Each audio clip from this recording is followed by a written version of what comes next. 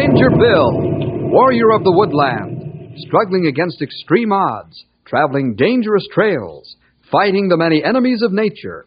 This is the job of the guardian of the forest, Ranger Bill. Pouring rain, freezing cold, blistering heat, snow, floods, bears, rattlesnakes, mountain lions. Yes, all this in exchange for the satisfaction and pride of a job well done.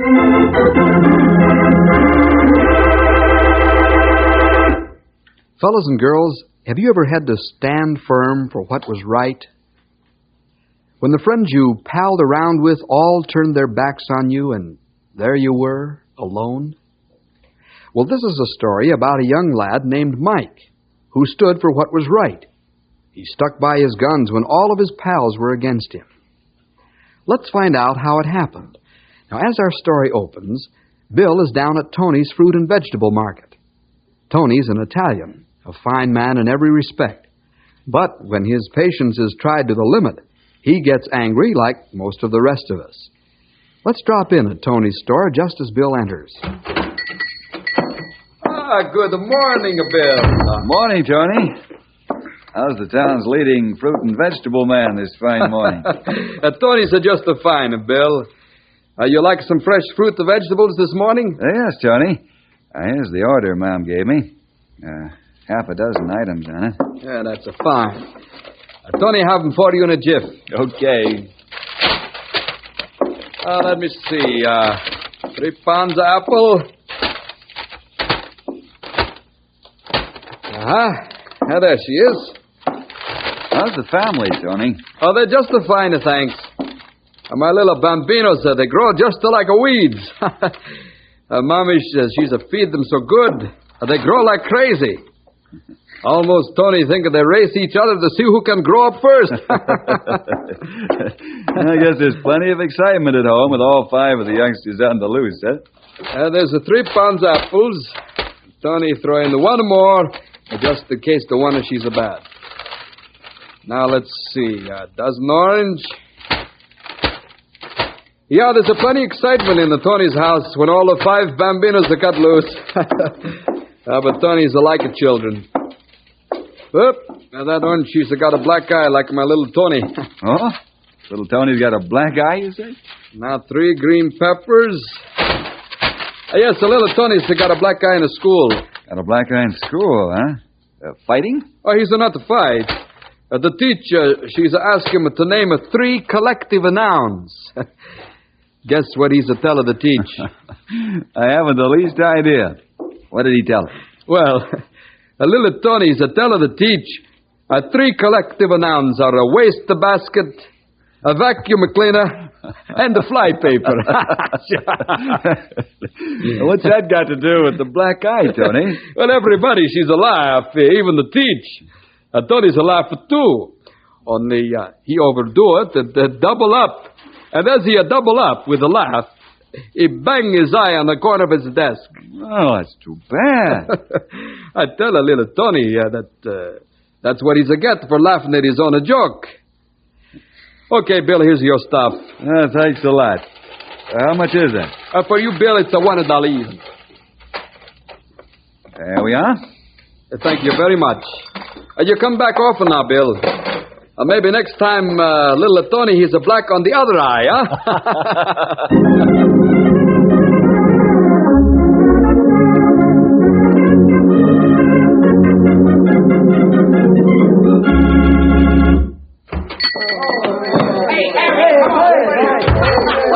Well, boys, what's on your mind?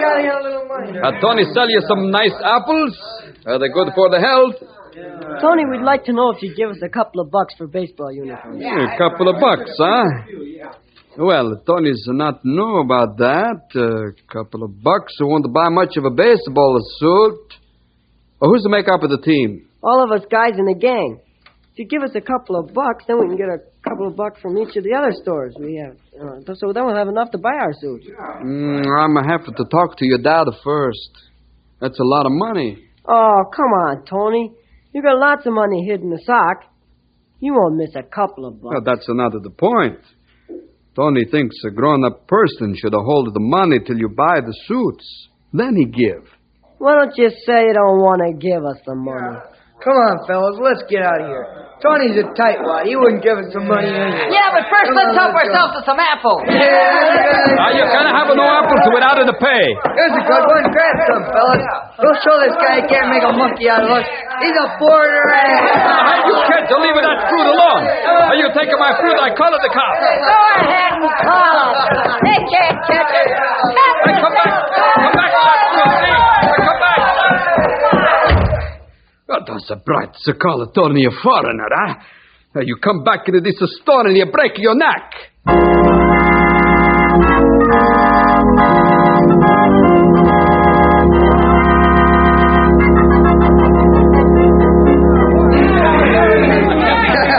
Okay, knock it off, you guys. Hey, hold on. Now, you got something to say, Fatso? Yeah, Ed. We ought to fix Tony for not shipping it in for our uniform. That's right, Fatso. I say, let's wreck his store. Hey, when's a good time? When's a good time? How about Wednesday afternoon after school? Y'all be there? Yeah, I'll be there. Fine, sure. We'll show that foreigner who's boss in this town. When we want something, we're going to get it. Yeah, for sure. What's the matter with you, Mike? You ain't said a word. Ain't you in favor? No, I'm not. Why not? I don't like the idea of wrecking Tony's store. Okay, come on, knock it off. What's the matter, Mike? You turned soft or something? I'm not turning soft, Ed. But what's right is right, and what's wrong is wrong. And this would be wrong. Another thing, you guys shouldn't have taken any fruit from Tony's store today. Now we'll never get our suits. No? That's what you think. That's right, sure. We'll get 'em all right. Sure. I take it you ain't gonna help us wreck Tony's store. You've got the idea, Ed. I'm not helping. Count me out. I don't think it's a job I can take any part in. What's going on, pretty boy? What's the matter? You ain't chickened out on us before. What's more, I'm the boss of this gang, and I say you ain't backing out, see? No? Says who? I'm leaving, and you nor nobody else had better try to stop me. If you rat us, buddy, we'll beat you up. You can't make me do something I don't want to. I said I'm leaving. Okay, Mike, but I'm telling you, if you go out that door, you're out of the gang for good. Well, what's your answer?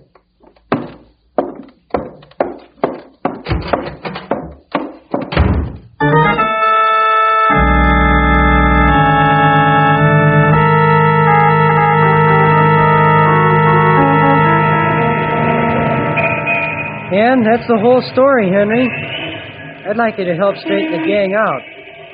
They're not so bad, but since Ed's been the leader, they've followed him the wrong way. Well, I'm sure we can find a way to solve the problem, Mike. Tell me, is Ed really a bad fellow, or is he just a bully? Oh, I don't know, Henry.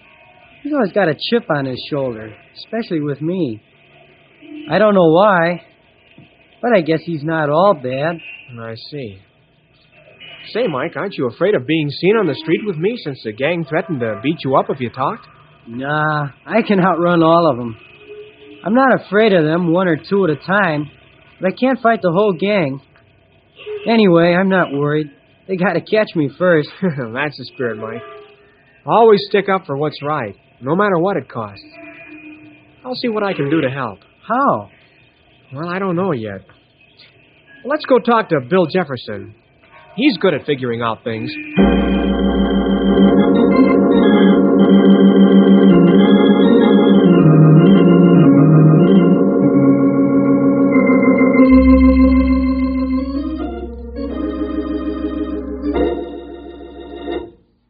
Mike, I want to commend you.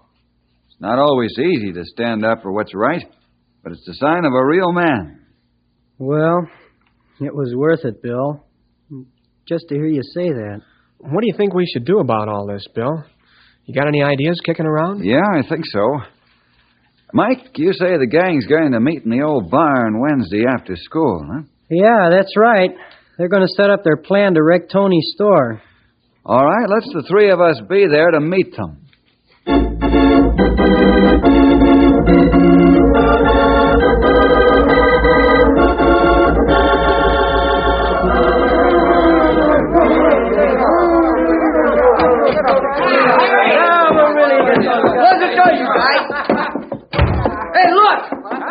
Rangers! Let's get out of here!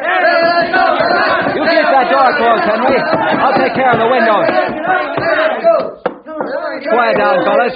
Quiet down now. Nobody here is going to get into trouble as long as he behaves himself. You hear me?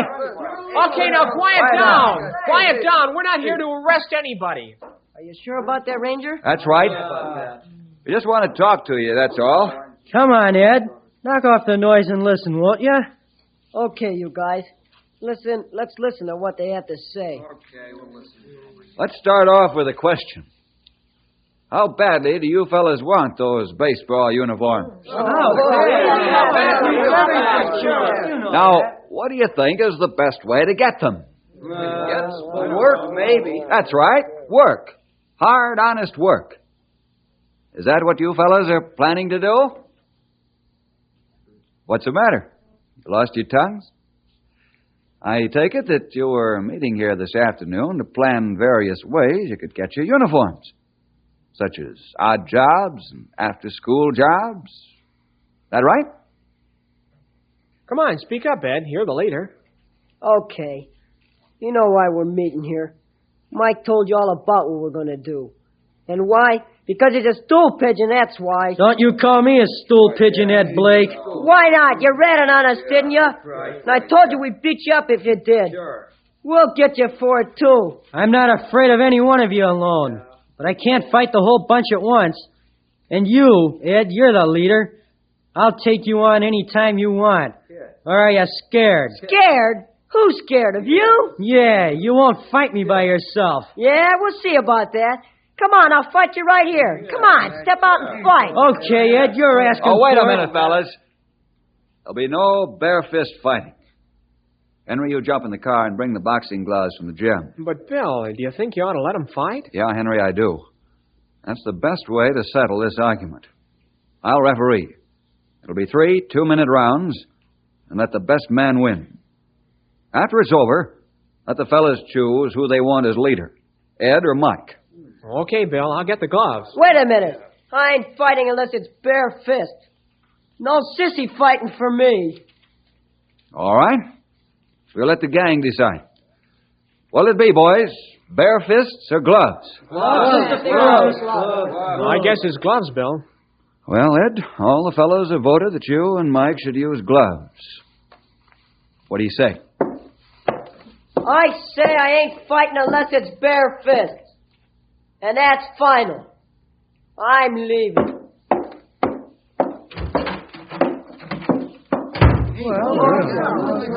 What do we do now? Fellas, let me ask you something. You still want to wreck Tony's store? No, we don't. All right. Let's forget about this whole thing. Meanwhile, I'll do all I can to help you get your uniforms. Is that agreeable? That's wonderful. Come on then, fellas, let's go home. We'll find out a better way to get our uniforms. Okay, Mike. Come on, you guys.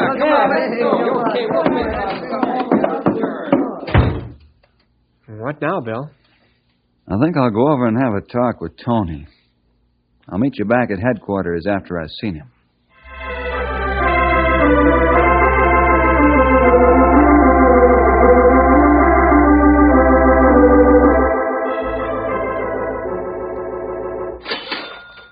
Hello, Bill. I guess it's time for Tony to close up at the shop.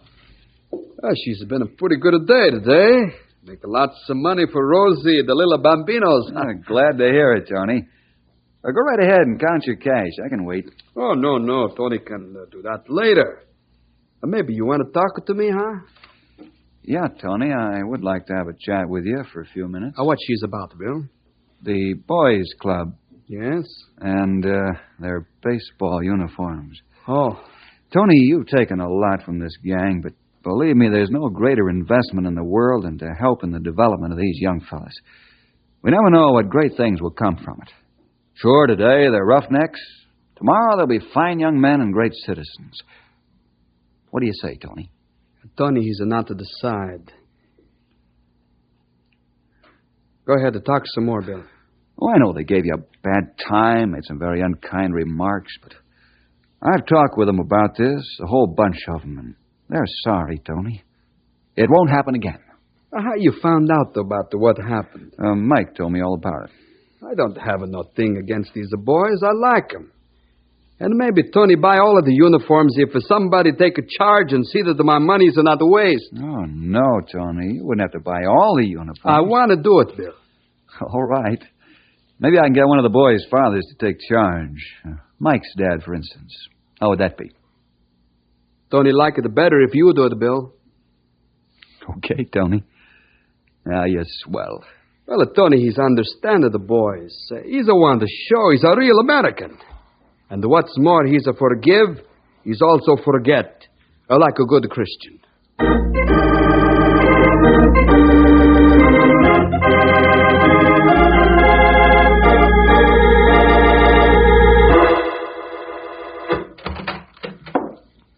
Paddy O'Rourke, as I live and breathe. Come on in. At the top of the evening to you, Bill, me boy. How are you? Just fine, Pat. Pull up a chair, will you? Me aching feet ain't what they used to be. Pounding the beat gets to be a bit of a chore these days. What do you mean, Pat? You're in good physical condition, aren't you? Aye, that I am. Fit as a fiddle. All but these feet of mine. I bring you bad news, Bill, me boy. Oh? What's going on now, Pat? Don't get your blood pressure up now till I tell you this. Tony's store was wrecked this afternoon after school. Tony's store? Who did it? Young Ed Blake, the leader of the Richmond Hill gang. You mean he wrecked the store all by himself? Aye, that's right, Bill. And he did a mighty fine job of it, too. And it's me bound on duty to pick up the lad and take him in. That's too bad. Looks like he's spoiled it for the rest of the lads in the gang now. That's what I'm wondering about. And that's why I stopped in here to see you, Bill. What do you mean, Pat? Bill, you know me pretty well, I think. I'm just a soft-hearted cop. I don't believe that Ed's a bad boy at heart. He's just got a chip on his shoulder, that's all. Somebody's got to knock it off. Now, I can do that all right. But it wouldn't straighten the lad out. Now, I thought that maybe you could step into the picture and show the lad what he's wrong. Would you do that for an old Irish friend? Okay, Pat. And I think I've got an idea how we can help young Ed Blake. Don't arrest him till I give you the word.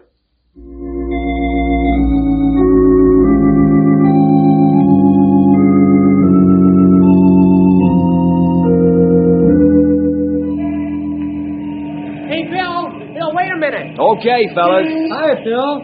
Henry and I want to talk to you. Sure, Mike. What's on your mind? You better tell him, Henry. Bill, Ed Blake's wrecked Tony's store this afternoon. Yeah, I know. You know? Who told you?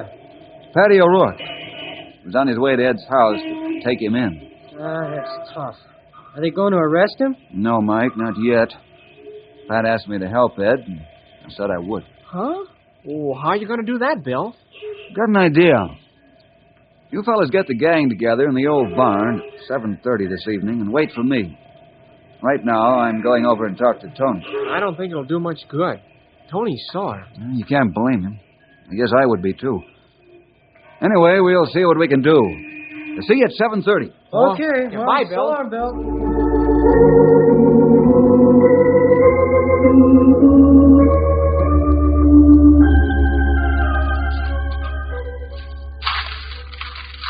No, Bill.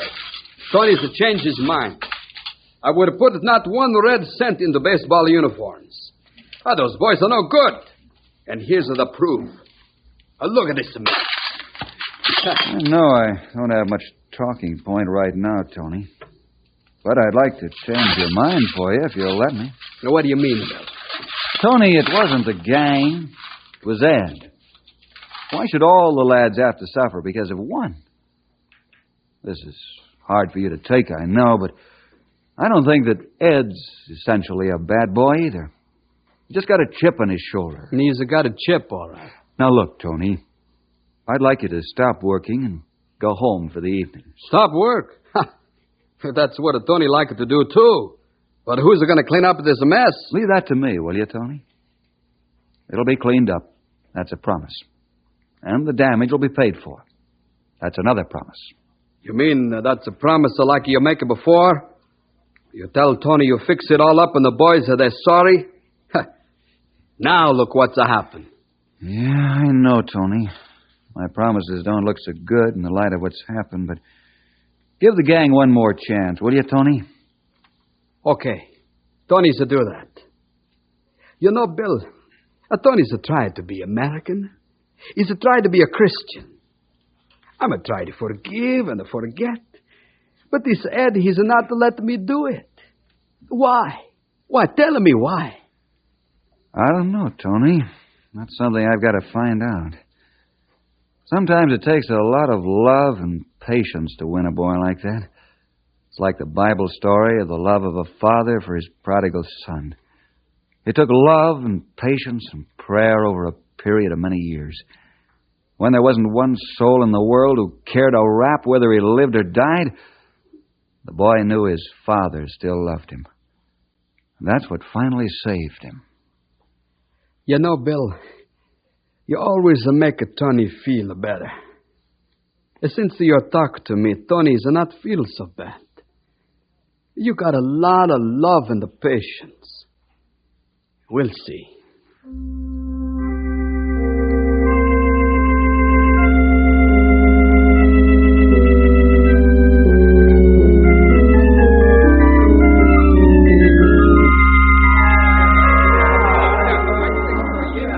You guys, knock it off. Bill wants to talk to you. Fellas, I don't have to tell you by now what's happened. Because Ed did what he did, your baseball uniforms are probably out. Okay, but we didn't wreck Tony's store. Why should Tony take it out on us? Yeah. Well, Tony figures that Ed's a part of the gang. Anyway, I've figured out a way to change Tony's mind. Yeah. Hey, what's going on? Okay, if you quiet down, I'll tell you what it is. First thing is this. Tomorrow's Saturday. What do you say we all go over to Tony's store first thing and clean up that mess? Well, that went over like a lead balloon, Bill. Why should we? We didn't do it. That's true. You fellas were in on the first visit to Tony's store, weren't you? In Tony's mind, the whole gang's involved. He's right, you guys. I guess we ought to do it. But Bill will help us get our uniforms if we do? I don't know. Right now, Tony is against helping at all. But we're not doing this for the uniforms. We're doing this because Tony's a friend and neighbor. And because it's the Christian and the American thing to do. I don't know. It's an awful mess to have to clean up. Listen, you guys. Bill's promised Tony the store would be cleaned up. And if we don't do it, Bill will have to do it himself. Now, how about that? Okay, I'll be there. I'll work hard, too. Count me in. Me too, boy. How about the rest of you guys? Are you in? Sure.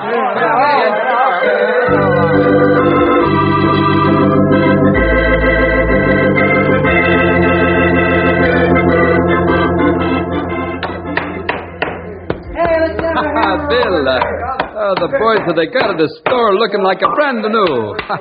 They work hard, too. Tony's a like that very much. I'm glad you do, Tony. Maybe it'll make up for some of the things that have been done. I tell you. You call the boys together. There's something I want to tell them. All right. Hey, gang, stop work and gather around. Tony's got something to tell you. I want to say thank you for the good work. And because you're such a good and nice kids, I'm going to buy your baseball uniforms all by myself.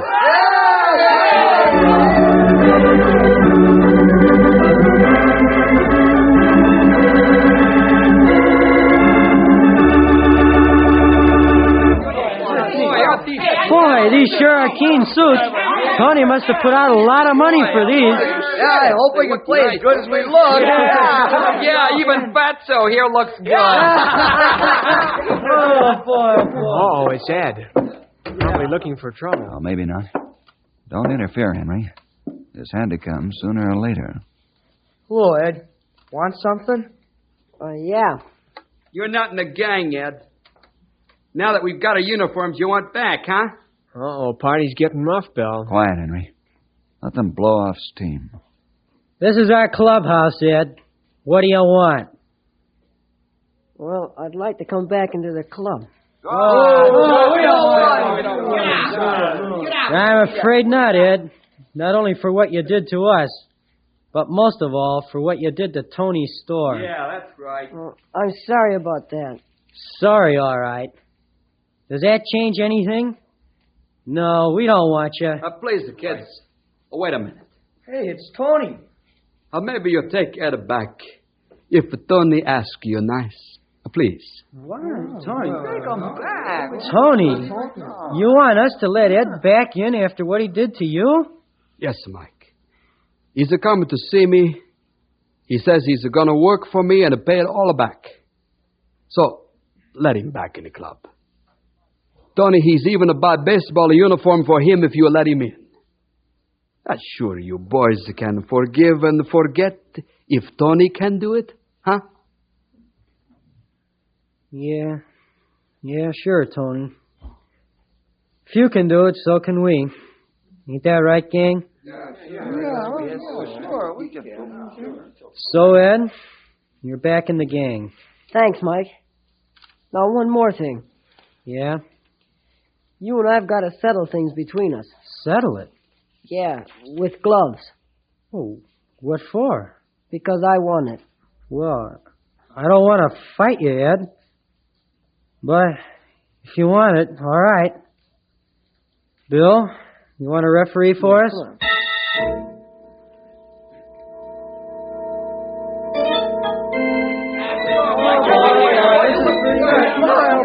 All right, fellas. You're about even so far.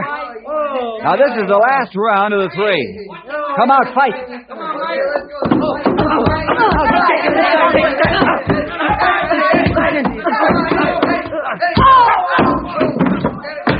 Back to your corner, Mike.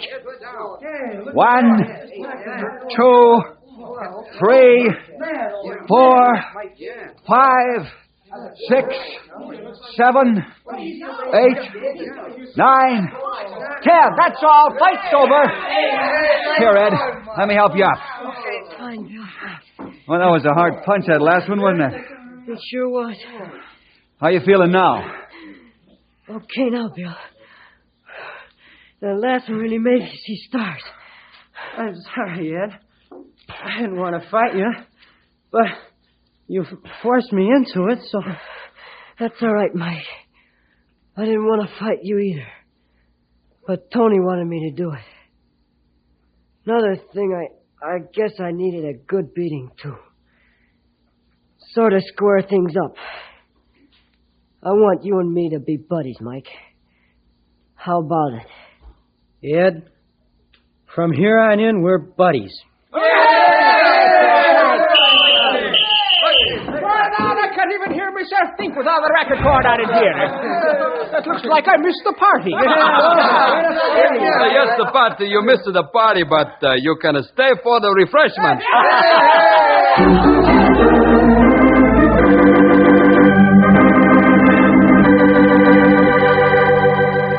Yes, and Pat did stay for the refreshments, and they all had a wonderful time. Indeed, it was like the celebration the father in the Bible story gave when his son came back from a far country. As the Irishman, the Italian, the Rangers, the boys welcomed Ed Blake back to the gang. We'll see you next week for more adventure with Ranger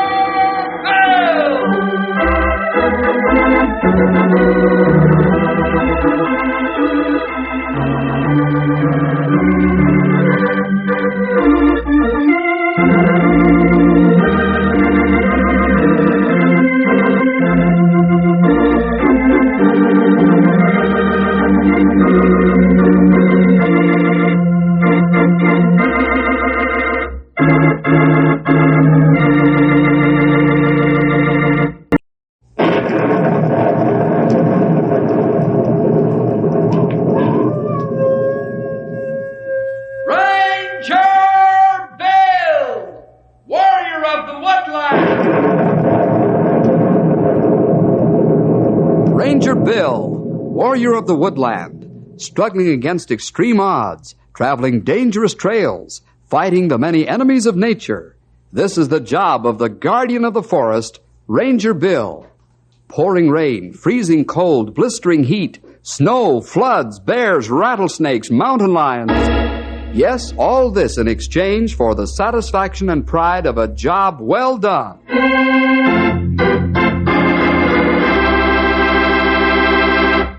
This is a lazy day in Knotty Pine.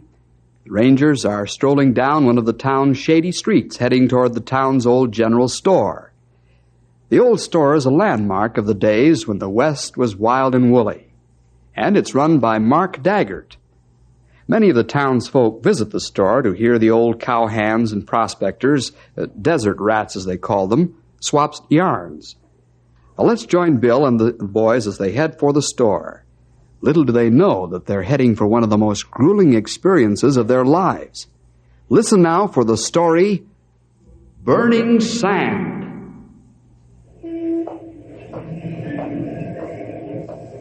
You know, Bill, I like to visit Mark's store. It smacks of the Old West. Sort of gives you a feeling that you're living back in those times again. Yes, Ralph. There's a lot of history centered in Mark's old general store. Now, I get a kick out of listening to those old cowpokes and desert rats spinning their yarns, each trying to outdo the other. Yes, sir. There's a lot of competition there. You don't think that most of their stories are made up, do you, Bill? No, essentially, there's a lot more truth in them than most people think. Of course, the old-timers do add a little color to their yarns. Like somebody else we know of? Now, see here, young feller, don't look at me that way. I'd have you know I don't color up my yarns. Not even a little bit, Stumpy? Nope.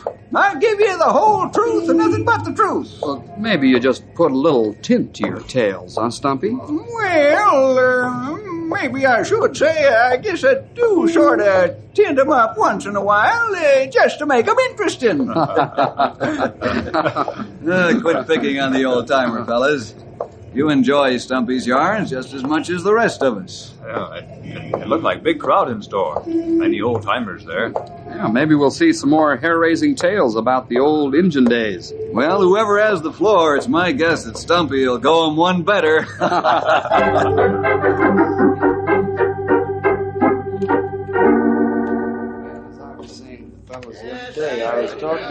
Now, wait a minute, Clintara. Give him a chance, boys. That's right, Stumpy. 5 of them. Just 5? What's the matter? Were you two fellers weak that day or just plumb lazy? Now, you see here, you old cougar. I should have taken only one of you to finish 5 of them off. The other could have gone about his business. Yeah, is that right? Well, I ain't seen you do any better. You ain't? Did I ever tell you about the fracas me and Big Jim Hansen had in Hooker Pass with a gang of desperados? Why, I'm telling you when I... Howdy, Josh. Hey, where you been keeping yourself, Joshua? Ain't seen you for a month of Sundays. Oh, I've been busy, Mark. Suppose you've been looking for gold again, huh, Josh? That's right, been prospecting. What'd you expect from an old desert rat like me? When are you gonna give up looking for fool's gold, Josh? I expect when they dig your grave, they'll find gold, Joshua. You got gold fever that bad? Fool's gold, eh? Gold fever, huh? Let me show you fellers something that'll make your eyes bulge. There it is, boys. You think I've been wasting my time on the desert, huh? You haven't got gold in that sack, Josh. I ain't, huh? What'd you call this? Look at that. Well, don't stand there with your mouth open, Mark Daggart. Set me up some supplies and grub. I got some more work to do. Ain't nothing to get excited about. What do you mean, Joshua? Ain't gold findings like that something to get excited about? Yeah. No, it ain't. This was just a small pocket, and I cleaned it out. Where'd you find the small pocket, Josh? Now, that would be telling, wouldn't it? Why don't you go out and hunt your own gold like I've been doing for 30 years?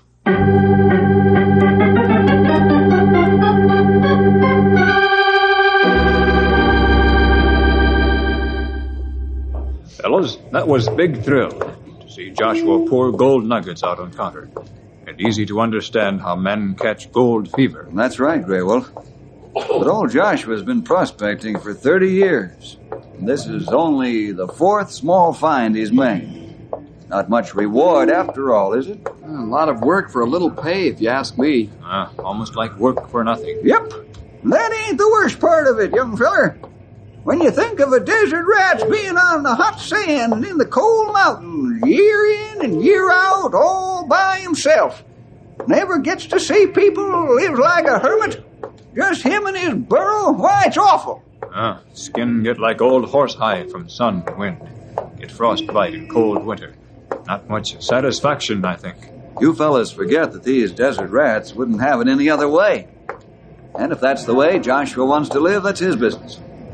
The only thing is, I think he's flirting with real danger if he keeps going out there in the desert now. What do you mean? Is it any more dangerous now than it was before, Bill? For him it is. Joshua's getting to be an old man now. The heat of the desert is hard enough for a young man to take at this time of the year. Say nothing about a man of 70.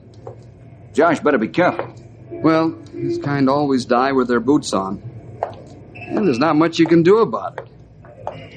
What's on the docket for tomorrow? Hard work. That's all I can tell you now. Rest well tonight. We hit the trail for 3 weeks in the morning.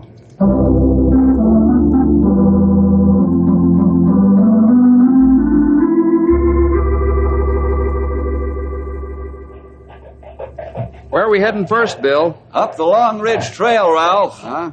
We got some scrub to clean out of a virgin stand of pine. Then we head for the North Forks and repair the soil conservation dams there. Somebody on the road ahead. Say, it looked like old Joshua Whip. Hey, not only looks like old Josh, it is him. He must be going back into the desert. Let's stop and talk with him for a minute. Whoa, Storm. Oh, easy, boy. Hello, Joshua. Howdy, Bill. Howdy, fellas. Howdy, Josh. Heading out into the desert again, Josh? Yep, that's what I'm doing. Why you not take it easy for a while, Joshua? No, I can't do that, Grey Wolf. I get the itch if I set a spell. Got to keep going. Wouldn't hurt you any to set a spell, you old desert rat. Someday you're going to overdo it. You'll set permanent, 6 feet under. Never you mind, Stumpy Jenkins. I'm old enough to take care of myself. I'm sure you are, Josh, but Stumpy's right just the same. It's awfully hot out there in the desert. You're not a young man anymore. You could at least stay in town until the summer's over. Are you fellas are trying to keep me from finding gold? Why don't you mind your own business? I can take care of myself. Now, get. I didn't mean to offend you, Josh. I only wanted to remind you that it's dangerous. It's 120 degrees out there at this time of the year. I don't need your advice, I tell you. All right. So long, Josh. Let's go, boys. Come on, Storm.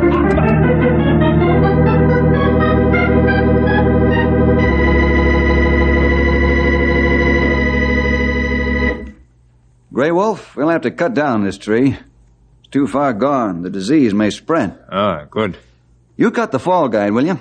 I'll lie down on the underside and cut away the trunk. Okay, Bill. This tree not too big. Not take long.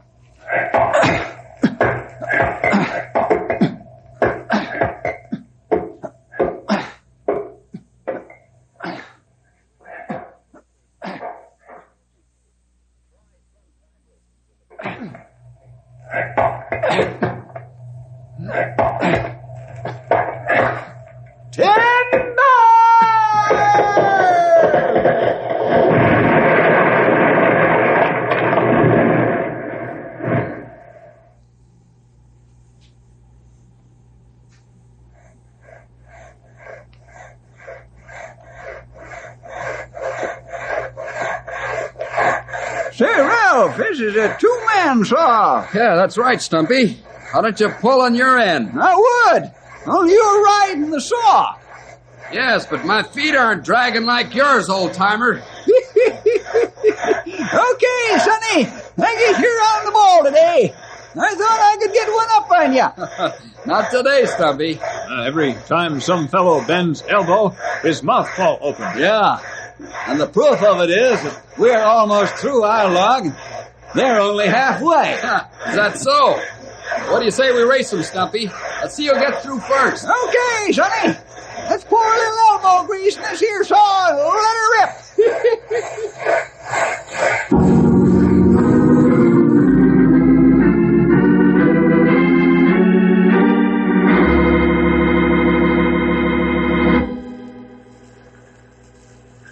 Our job is to trap some of these trout and put tags on them. You study their traveling habits, Bill? Right.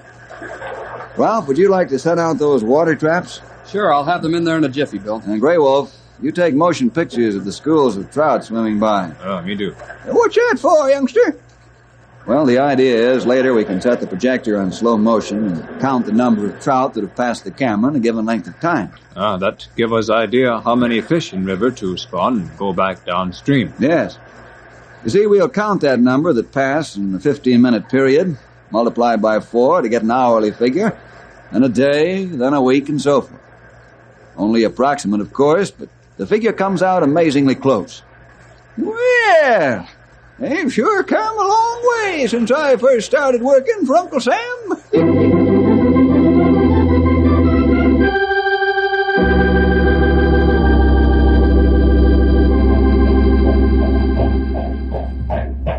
Town seems kind of crowded after being on the trail 3 weeks, doesn't it, Bill? Sure does, Ralph.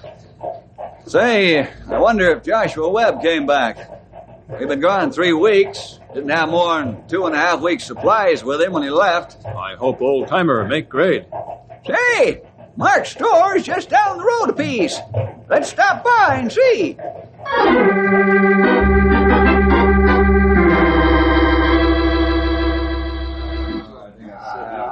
No, Bill, I ain't seen Joshua, which ain't no surprise to me. That guy's got gold fever so bad he don't have sense enough to come in out of the heat. Do you think he could stretch his supplies this long, Mark?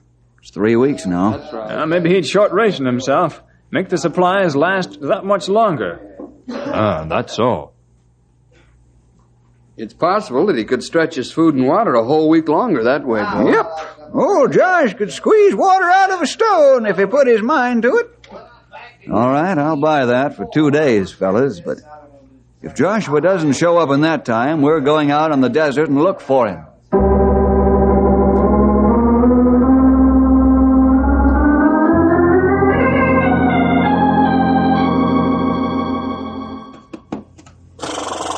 Say, Bill, look hard for Joshua Webb, will you? As much fun as I poke at him, I still like the old desert rat. And I hope you find him in time. Oh, Storm, easy, boy, easy. Now, we'll find him, Mark. I hope we're not too late, though. We'll let you know as soon as we can what's happened. All right, Storm boy, let's go. Come on, boy.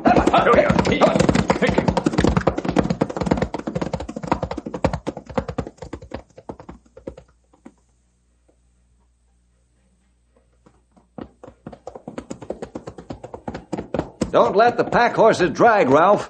Keep them stepping along. Okay, Bill. I'll keep moving. Where do you figure to look first for Josh, Will? We'll follow his trail going out in the desert and watch for a back trail. Must be out on desert soon. It's plenty hot there now. Burning sand, Grey Wolf. Miles and miles of nothing else but. It's plenty hard on man and animal. Oh, we better slow down once we get out on the sand. The horses couldn't take this pace in that heat. Hey, fellas, look. Yeah? Over by that bunch of scrub. There's something laying on the ground. Great Scott. There's a burro standing there, too. Come on. Yeah, get up. Well, looks like the gold fever finally got the old fella. Oh, Storm. Oh, there, Matilda. Yeah, Josh, all right. He's still alive. We'll try to revive him as much as we can, then get him to the hospital.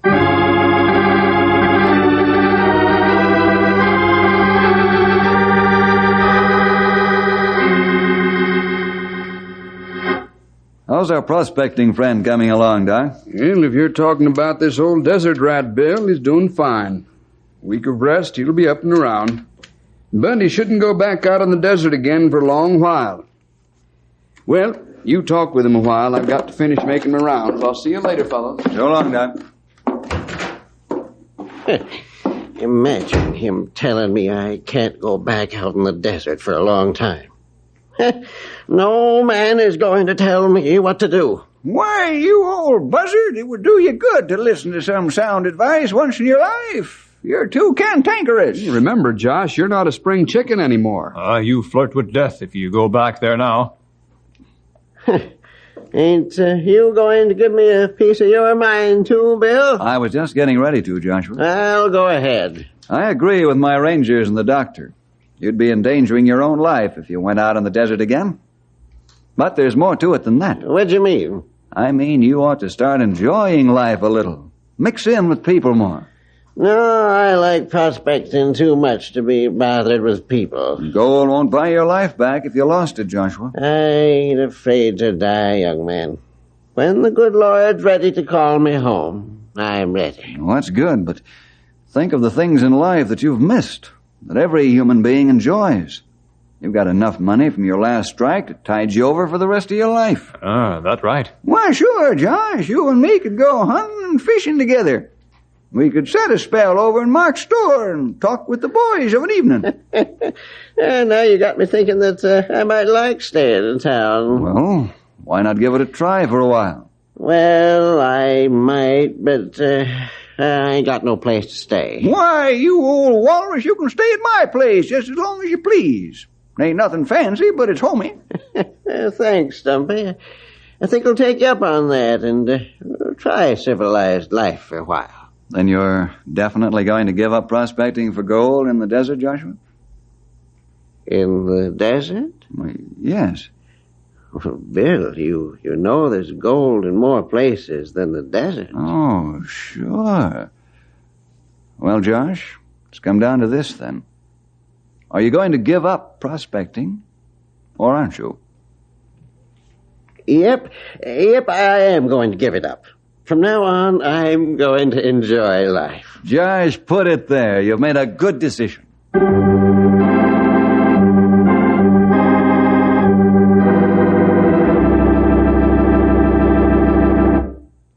Fellas, we'll have to get packed as fast as we can. Tom says the Scotch pine up at the North Forks have been hit by a strange new disease. They're wasting away. That beautiful stand worth much money. That's right. We can't afford to lose either the beauty or the money. Ralph, you finish packing the burros. I'm going back to the office and get the portable lamp. We've got to make a thorough study of this new disease. Okay, burros will be ready by the time you get back. Hey, Grey Wolf, give me a hand with this diamond hitch, will you? Oh, sure thing. Hey, somebody's coming in a big hurry. Plenty quick.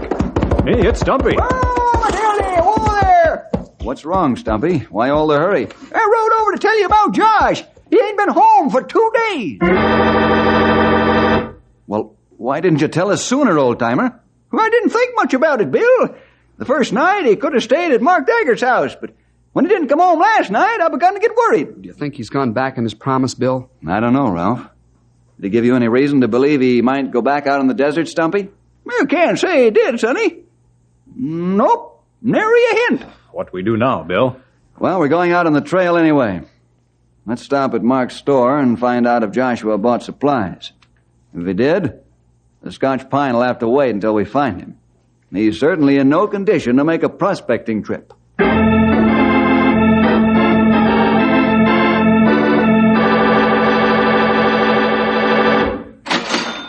I'm sorry I can't help you, Bill. Old Joshua didn't buy supplies for me, nor has he been staying here. You wouldn't be covering up for the old desert rat because he broke his promise to me, would you, Mark? Of course I wouldn't. It might cost Joshua his life if it did. I agree with you and the doc. Joshua's prospecting days are over. His heart being what it is. Maybe he got his supplies from some other store in town, Bill. Yes, Ralph, he could easily have done that. Let's spread out and ask all the stores if they've seen the old gent. Report back here in 2 hours. No, I haven't seen Joshua Webb, Stumpy. Sorry. Hey, Joshua didn't buy supplies for me, Bill. Joshua ain't been in my store for a coon's age, Ralph. Grey Wolf, he hasn't been near here for 6 months.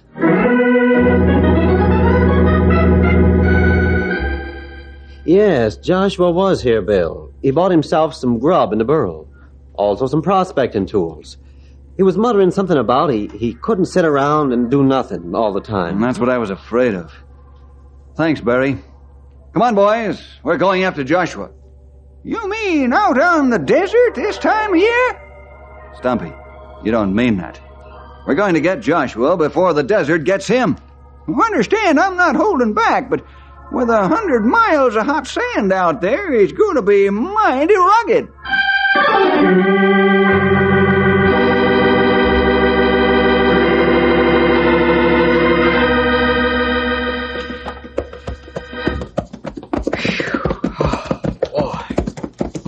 I bet you could fry a steak in my saddle horn. Oh, this is terrible.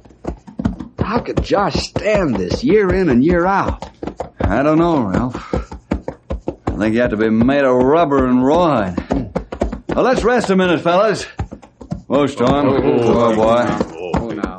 Thank the Lord, it's only a couple of more hours until sundown. You better wet our horses and burros' mouths, huh? Good. Me take water bag and help Ralph. Yeah, hold this pan, will you, Grey Wolf? Now, don't you fellas take any more than that, either. It's better to drink more water at night to catch up on the dehydration that takes place during the day. How do these old desert rats stand this heat? I don't even care to keep my eyes open. It's so hot. 120 degrees. No wonder Josh looked like prune. Okay, let's push on, fellas. A high wind could come up and wipe out Joshua's trail. Let's follow it while we can.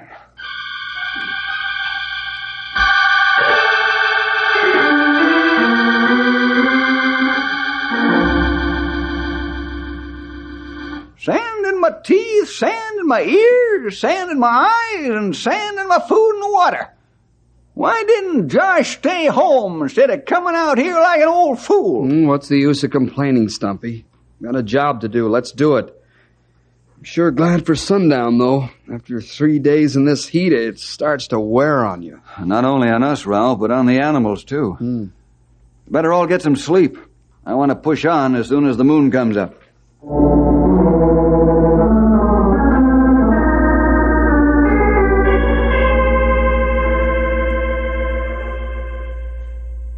Let's shake a leg, fellas. We want to gain time before it gets too hot. Hey, that's a rattlesnake. It wants the horses and burros. I'll get him. Hold on. Ralph, those water bottles. Watch them. Get that snake before we lose horses. Bill, the horses have kicked our water bottles in. Oh, no. How many bags were damaged, Ralph? All of them. And the only water we have is what's in our canteens? That's right. That's very bad. Yeah. Well, let's get the horses and burros and be on our way. Here, Storm. You guess best thing to do is go ahead, Bill? Yes, Grey Wolf. There must be water somewhere close to Joshua's prospecting grounds. Yeah, but we don't know where that is. I'm beginning to have a notion as to the place. But we'll keep following the trail. Right now, it'd be more dangerous to go back than to go on.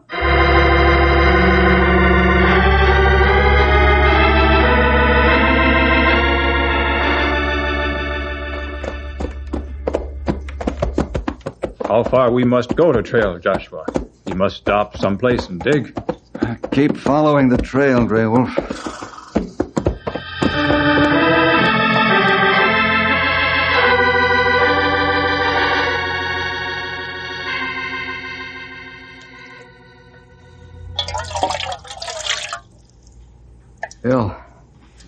Bill, can't we have just a little water for ourselves? Ralph, use your head. There's only a quarter of a canteen left. You must keep that for the horses.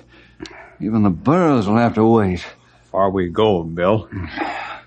Maybe we follow wrong trail. I don't figure Josh would have come all this way. Stumpy, let me tell you something. Remember when Josh told me all the gold wasn't in the desert? Huh? Yes. I remember. To me, that means only one place. Lonesome Mountain. There's water there. There's gotta be. And what if you're wrong, Bill? It'll be my last mistake. There's the mountain up ahead, fellas. There's a piece of Joshua's gear, fellas.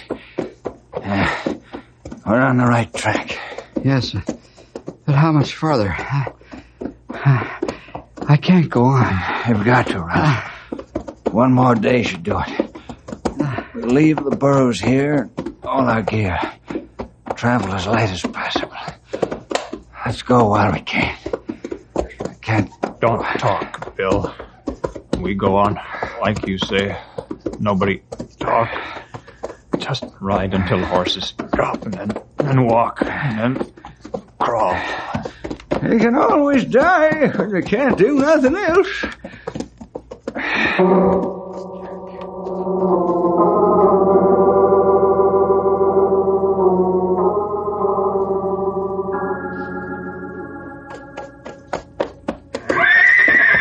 Water! The horses smell water!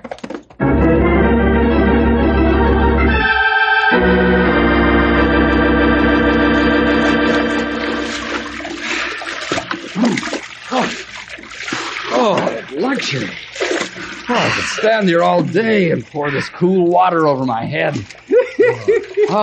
And ruin your $10 shirt? I not care. Oh, It's worth my life. Fellas, look over by that flat rock.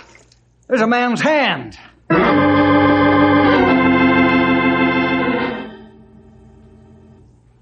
Poor Josh. With water 100 feet away, he lay down and died. Here is note and some gold nuggets. What's he say, Bill? Well, he says, Bill Jefferson, I know you were following. My heart gave out. All the gold in the world wouldn't buy me water when I needed it. Not sorry dying this way. Bury me on Lonesome. That's as far as he got. Well, he went just the way he wanted to go. Out on the desert and the mountains, looking for gold. Ralph, Grey Wolf, get the burros and the gear. When you get back, we'll have a little service for Joshua Webb. Just before we bury him. Do you think it was a gold fever made Josh break his promise? Nope, I don't. I've got a notion Joshua knew his time was near, and all he wanted to do was go across the desert and up into Lonesome Mountain to meet the Lord.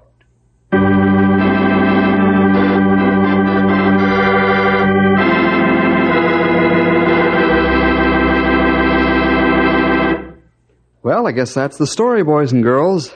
The story of Joshua Webb, Desert Rat, who just wouldn't stay where he was put.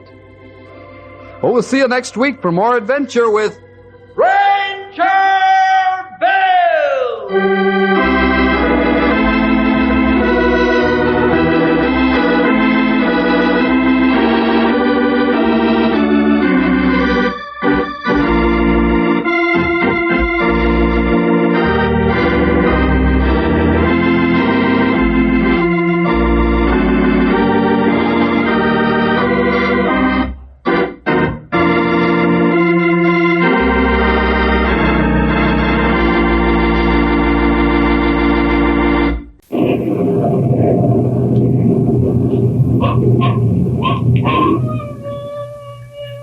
Ranger Bill, warrior of the Woodland.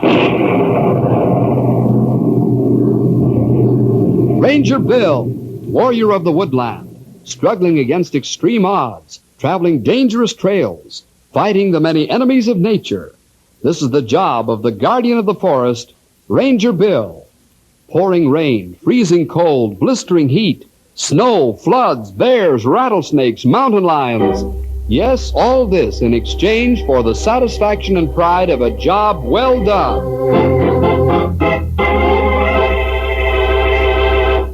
Boys and girls, have you ever been in a submarine? Or have you ever gotten inside a diver suit and gone down into the depths of the sea? I suppose not. After all, most of us are landlubbers, lake sailors at the best. But what would you do if you knew that a submarine was stuck at the bottom of the ocean, and meanwhile the crew was suffocating? Why, you'd try to get them out, of course. But the big question would be how to do it. Well, let's find out what Bill and the Rangers did in such a situation as that. Keep your ears glued to the radio for the story of 20 Fathoms Under the Sea.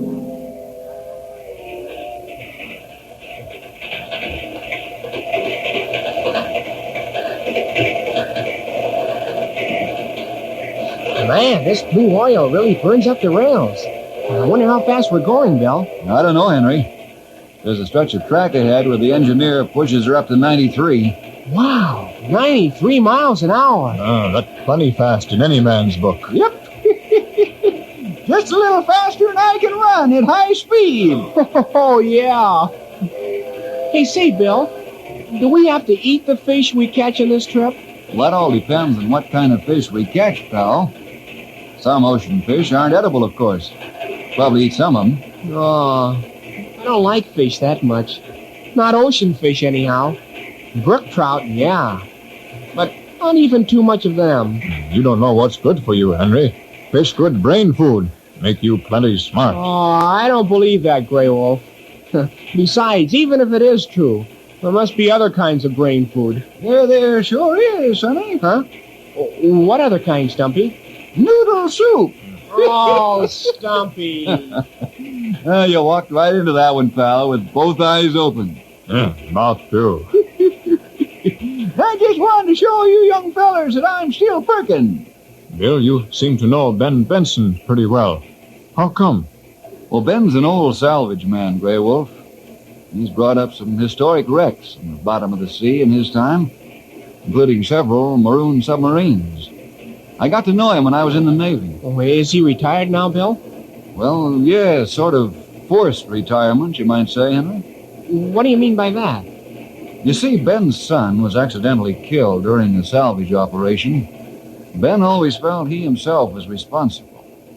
So he quit the salvage game and bought himself a power launch to take fishing parties out on.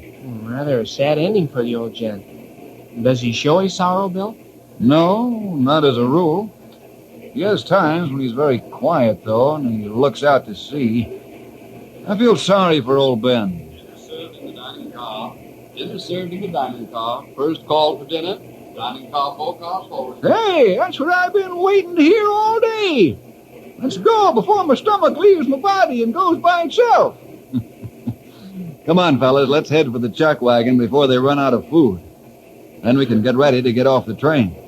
Stops on this side of the bay at Harbor City, then it crosses over to the main station.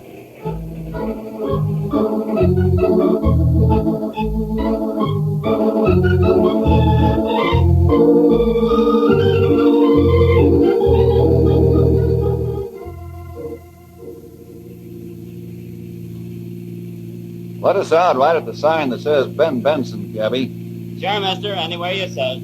This waterfront sure looks quaint, Bill. All the launch skippers along here must be old sea dogs, huh? That's right, pal. Most of these men are retired seamen. I guess there's some mighty tall sea yarns spun around these wharfs. That'll be $2.50, mister. All right. Here you are, friend? No, that's all right. Oh, thanks, mister. Come on, pal, let's go. I don't want to keep the cab standing any longer than necessary. Sure, Bill, sure. I got my big feet tangled around the bank. There. Now I'm able to move. Hey, there's old Ben coming down the dock now. He look like real sea dog. Him still walk with roll and shift. You and he'll make good friends, Grey Wolf. Hello, Ben. Good to see you again. Well, Bill, how are you? It does my salty eyes good to see you again. Thanks, Ben. The same to you. Ben, I want you to meet 3 of my rangers. They're also my closest friends. Henry Scott, Grey Wolf, and Stumpy Jenkins. Fellas, I'd like you to meet Ben Benson. Oh, hi, Ben. Howdy there, Ben. Well, it's mighty fine to meet you fellas. I see you have old men of the woods in your service, too, Bill. Stumpy's got quite a bit of moss on his north side. Sure, we got old men in the woods. What do you sea dogs think? You ain't got no lease on old age. Just because you're preserved in salt water. I noticed quite a few barnacles in your hull, you old walrus. Hey, Bill, maybe we better go home. It's all right, pal. They got a twinkle in their eyes. They're talking to each other like ducks to water. Glad to have you aboard, you old muskrat. I don't suppose you've ever been in anything larger than rowboat. Nope. Then I stay out of them as much as I can. I get all the water I want in the bathtub. Oh, you're all right, Stumpy. Yeah, you ain't so bad yourself, Ben. Well, come on aboard the Swordfish, fellas. Ain't no sense standing on the dock when you can stand on the decks of the best sea-going launch afloat. When we shove off for fishing grounds, Ben? Right at sundown, Grey Wolf. We'll be where the big fish are at dawn.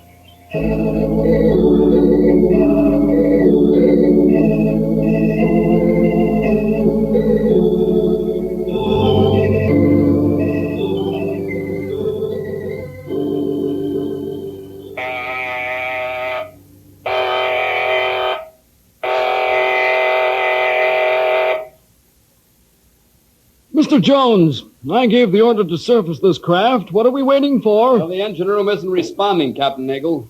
We've sounded the surfacing signal twice. Well, are they sleeping back there? I'll get them on the intercom. Let me have your headphones, Sandal. Hello, engine room. What's the trouble down there? Can't you hear the signals? Well, what do they say, Mr. Jones? What? Are you sure? No, stand by while I tell the captain. Skipper, the ballast tank pumps have broken down and refuse to work.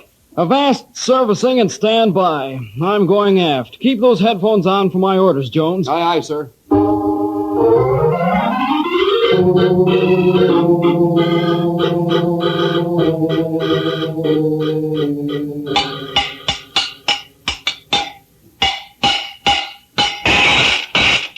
Well, Mr. Antonio, what's it look like inside the pump? It looks bad, sir. The main rod's broken clean in two, and it tore the cylinder to shreds. Can you fix it? I sure can, Skipper, but with those gouges in the cylinder wall, I doubt if I can get enough compression to handle the ballast tanks. What caused the break, Mr. Antonio? Weren't these pumps inspected before we put to sea? They certainly were, sir. I inspected them myself. I'll see what I can do with the pumps. Very well. Report to me on the bridge when they're repaired. Aye, aye, sir.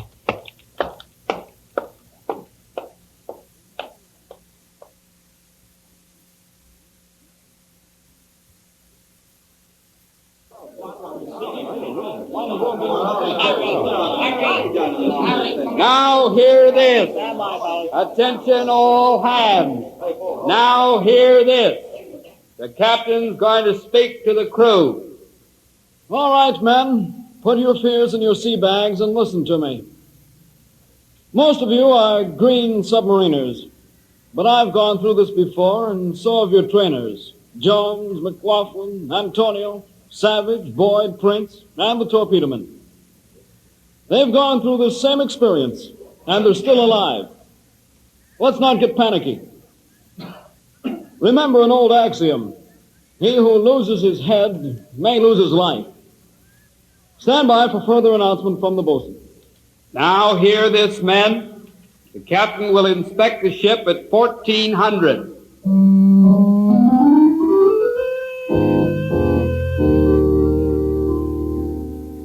Mr. Jones, I want you to keep the crew busy. Keep them working so hard they won't have time to get panicky. That's a direct order.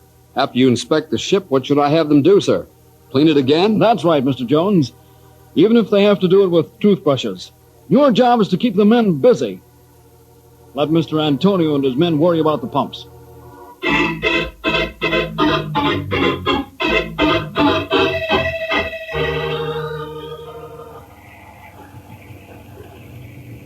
Mind if I join you, Ben? Huh? Oh, no, of course not, Bill. I didn't hear you come on deck. Saw you sitting out here from my cabin window. Then I joined your fellowship with the sea in the quiet of the night. Oh, a fella can do a heap of thinking when there's just the sea himself. But he's a good listener, Bill. Yes, Ben. The sea never tells any secrets either. It just listens, keeps the confidence of her sailors, hides their thoughts in the deepest waters. I guess it's the sea that's kept me on an even keel since Frank died. Whenever I get depressed, I put out to sea and have a long talk with the Lord. I don't know if I'm right, but the Lord seems so much nearer out here. Ben, when are you going to stop beating yourself for Frank's death? I don't know, Bill. I keep hearing his last words. He kept calling for oxygen. Just can't seem to get them last few moments out of my mind. But it was an accident, Ben. You couldn't help it if his line's fouled and the sunken wreck. Why put yourself on a shelf away from everybody? The world needs some good salvage men like you. That's the way I want it, Bill. How can men put confidence in a salvage man who let his own son die under the water?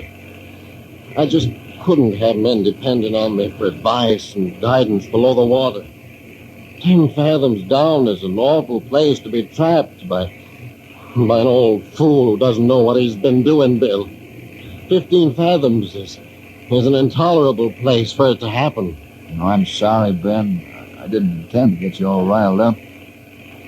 I guess I'll turn in now. Wait a minute, Bill. Yes, Ben? It's done me good to get some of this off my chest. I know you understand. Sure, Ben. I understand.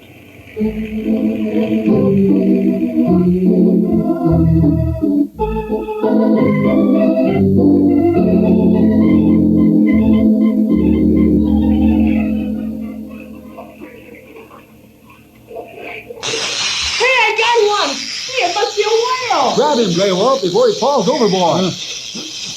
We got him. You sent for us to fish for fish, and Henry, too. Not for real now, Sonny, before you run out of line. Take a couple of turns on your reel every time he gives you slack, Henry. Hey, there's a fish. He just jumped out of the water. Boy, what a whale. Kind of small for a whale, Sonny. Maybe his mother didn't feed him when he was young. You fellas help Henry get his fish aboard. Old Ben's upset about something. I want to find out what it is. You go ahead, Bill. Henry got fish pretty well in hand now.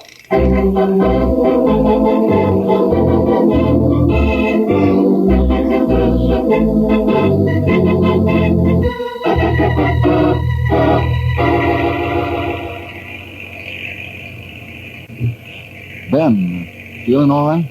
Sure. Why? Do I look sickly? No, but you're acting strangely. What's wrong? I don't know, Bill. I just have the feeling that there's something going on under these waters. Huh? What do you mean, Ben? I can't explain it, Bill. I just got a feeling that there's trouble under this part of the sea.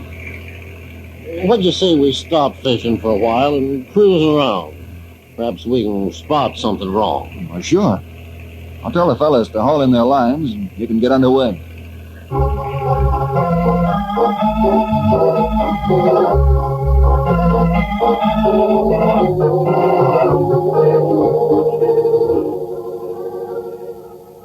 Now hear this. All hands man your stations. The captain's going to try to surface the ship again. Quartermaster, sound the surfacing signals. Mr. Jones, tell the chief engineer to report continuously what happens in the engine room. Aye, aye, Skipper.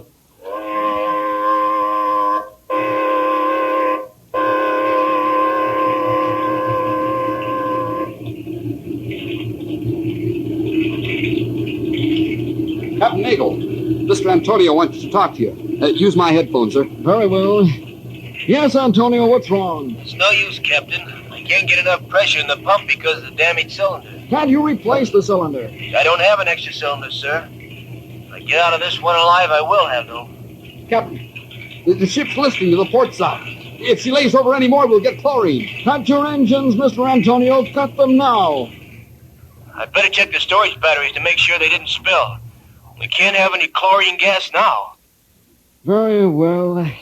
Let me know how you make out.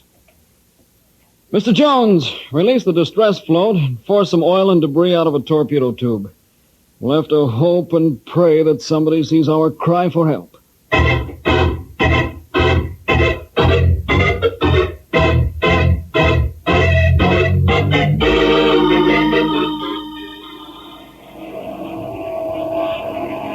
Well, Red, it won't be long before we've completed our 500th flight across the Pacific. That's right, Bob.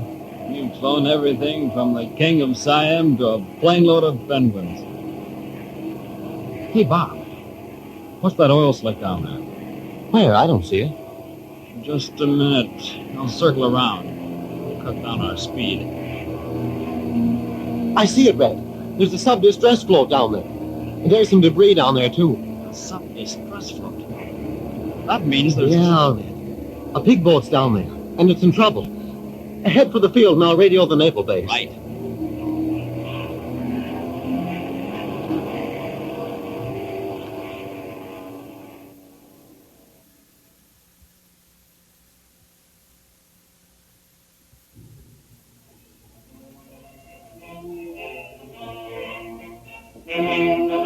Boy, Ben, you sure know how to cook. This is a wonderful breakfast. I'll second the motion, pal. Ben, you do the job up brown. Too bad me can't eat more. Me willing, but stomach say it had enough. Yes, sir. If there's anything I like more than good food, it's more of it. We interrupt this program to bring you an important news bulletin.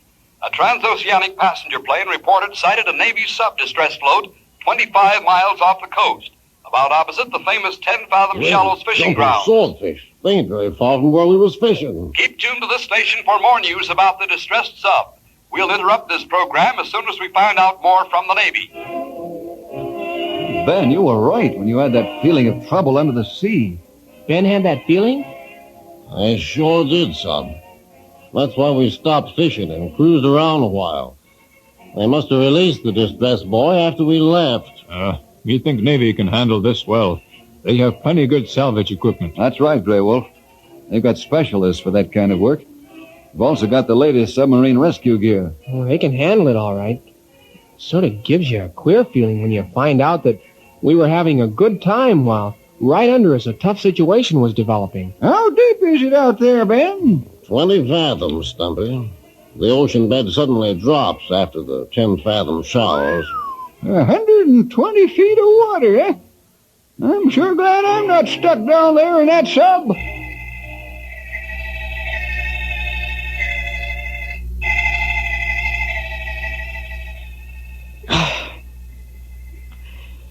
How much more oxygen have we got, Mr. Antonio? About 10 hours supply, Skipper, that's all. If you stop the men from working, we might be able to stretch it to 12 hours. That's right, Skipper. The men would need so much oxygen if they were resting. I appreciate your counsel, gentlemen, but I'm the captain of the ship. I don't want a sub full of maniacs, so keep them busy. I feel sure that help will come. A fishing boat or plane will see our distressed boy and that oil slick. What'll we do if they don't see our distress signal or they don't recognize what it means? Mr. Jones, we've got 10 hours to think up an answer to that question.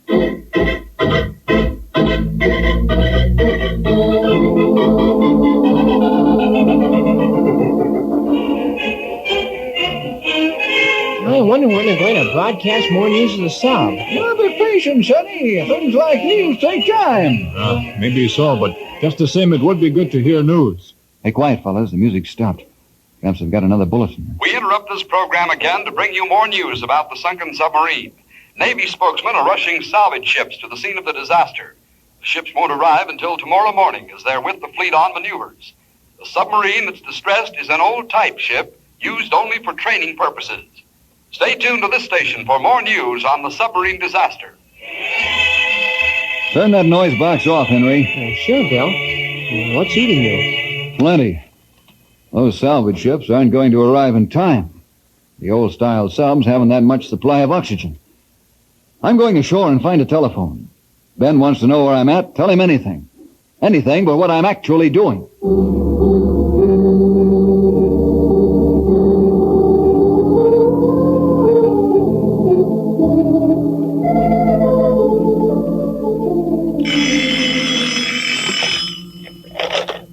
Commander Bill speaking. Commander, this is Bill Jefferson. I'm a forest ranger. Oh, yes, Mr. Jefferson. I've read about you from time to time. What can I do for you? Commander, your salvage ships aren't going to arrive in time to help the men trapped in the sub, are they? Well, I don't exactly know about that. This is off the record, Commander. Maybe I can help the lads trapped in the sub. You're sure I'm not going on record? Positive. That's a promise. All right. For obvious reasons, we couldn't tell the newsman that the rescue ships wouldn't get there in time. A mistake was made in letting all the salvage ships go with the fleet. Whenever the training sub is operating, there's supposed to be a salvage ship here. With a simple reason, it's an old sub. You say you can help, but how? You know Ben Benson? Yes, I know him. He's a fine old man. He used to be a great salvage engineer and sub-rescue man.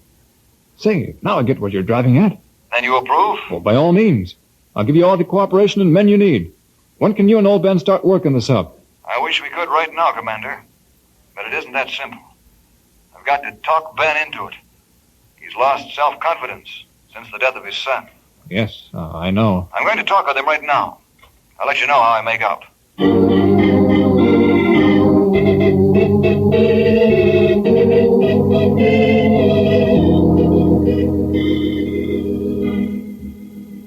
And your answer is still no, Ben. Yes, Bill, it's still no. But why? Give me one good reason why. Because you know why. Ain't that a good enough reason? No, it isn't. There are 20 men facing certain death because you haven't buried the dead, Ben Benson. What do you mean? I haven't buried the dead. Your son's gone. All the worry and fretting and self-accusation won't bring him back. Besides, it was an accident. But you can do something for 20 men who are still living. Do this for Frank's sake, Ben. It's what he'd want you to do if he were right here beside you. No, Bill. It's no use. Who could trust a man who would... Stop beating yourself, Ben. I trust you. I'll put on a diving suit and go down and work on the sub if you'll tell me what to do. You trust your life in my hands, Bill? Yes, even in 120 feet of water. What do you say now, Ben? No, Bill, I won't do it. Ben, I always understood that men of the sea had guts and determination. Ben, you're a jellyfish, a disgrace to the memory of your son. Them's harsh words, Bill. They cut pretty deep. I'm sorry I had to say them, Ben. I'm thinking of the 20 men more than I'm thinking of you. All right, let's drop it. I'll call the commander and tell him no. Bill, wait a minute. I've said all I'm going to say, Ben. You're going to call the commander now? Yes. Well, tell him then. I hate it with all that's in me, but I'll be ready to begin rescue work in 2 hours. Once this job is over, nobody will ever get me on a salvage mission again.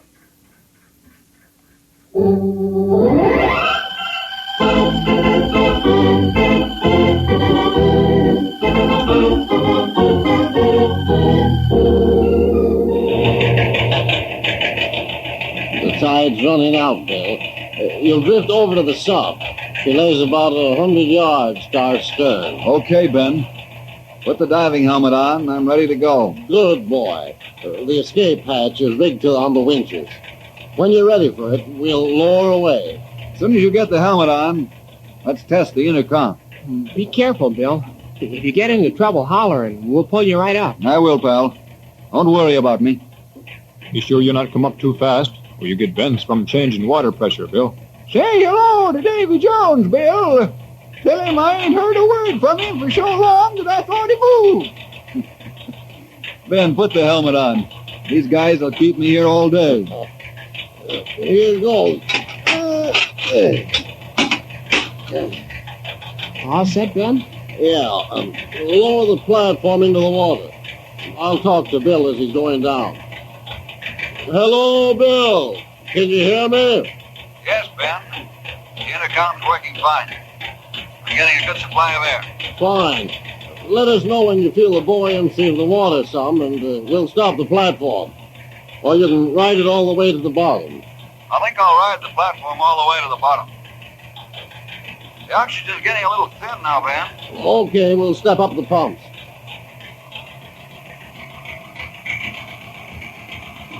That's just right, Ben. Pass the oxygen hose down, and I'll pull it along with me over to the south. Okay, Bill. You find the coupling on the port side of the conning tower. Fasten the hose on, and we'll force the valve open with air pressure and give the boys some clean air.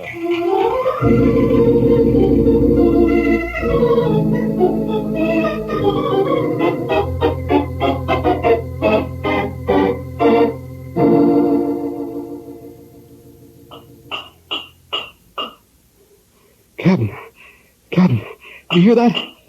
Somebody's outside the sub. You're right, Mr. Jones. It's a rescue diver working on the outside. Take the hammer and answer signals. Right.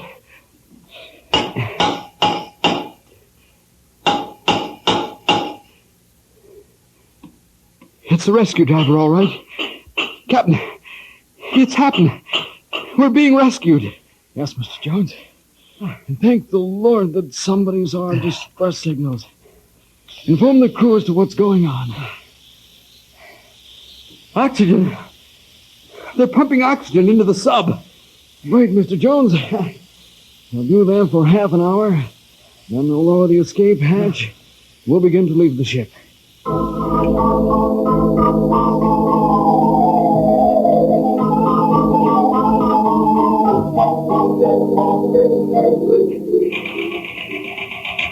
Ben, you did a great job. In about 5 hours, we'll have the whole crew out of the sub. It ain't easy bringing them out one at a time, but it gets finished eventually. Don't thank me, though, Commander. Thank Bill. Oh, nonsense, Ben. You're the one who has the technical knowledge to make this operation a success. I only did what you told me to do. Ben, what are you going to do now after this is over? Now, don't ask him, Commander. It's a sore point with him. I'd rather not talk about it. Oh, I'm sorry. On the contrary, Bill. What do you mean, Ben?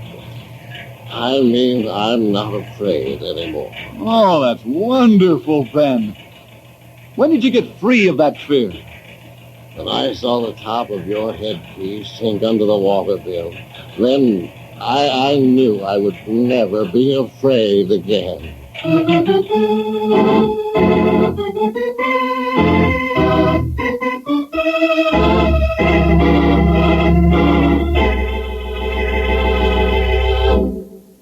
And so once again we see that one last ounce of courage is all that it takes to turn defeat into victory. Well, we'll see you next week for more adventure with Ranger Bill!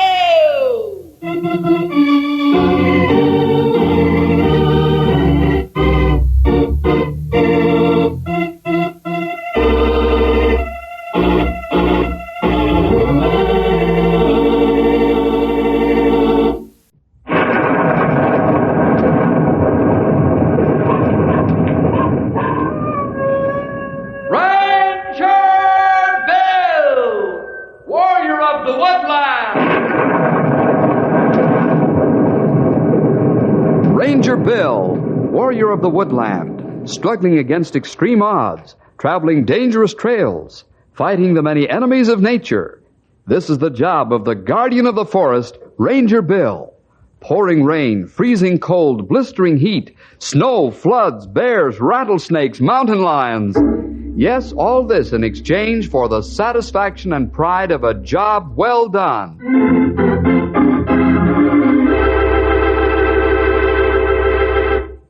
You know, fellows and girls, sometimes we think that Mother and Dad are just a bit stuffy with their advice and counsel.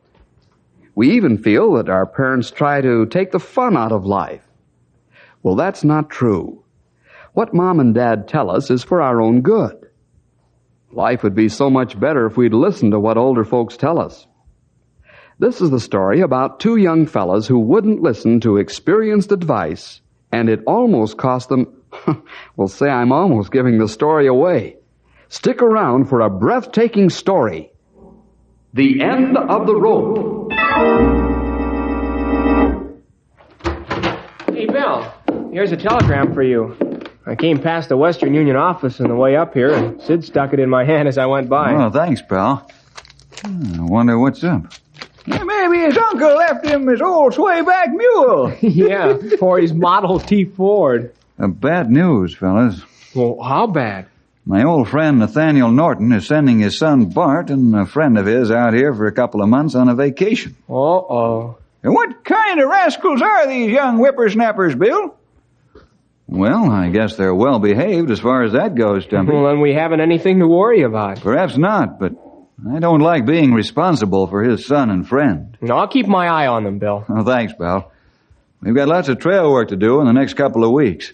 When are these youngsters coming, Bill? Tonight. We'll meet them at the station.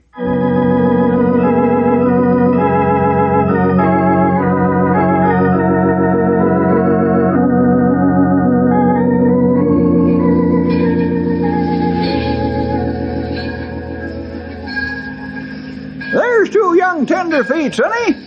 Yeah, they're coming toward us. Yeah, they must be Bart Norton and his friend. Excuse me, sir. Are you Bill Jefferson? Yes. You must be Bartholomew Norton. Yes, I am. Just call me Bart. This is my friend Jeff Murdoch. How do you do? Fine, thank you. I'd like you to meet Henry Scott and Stumpy Jenkins. Hi, Henry. Hi, Jeff. Hi, Bart. Our station wagon's just outside the depot. We'll give you a hand with your luggage.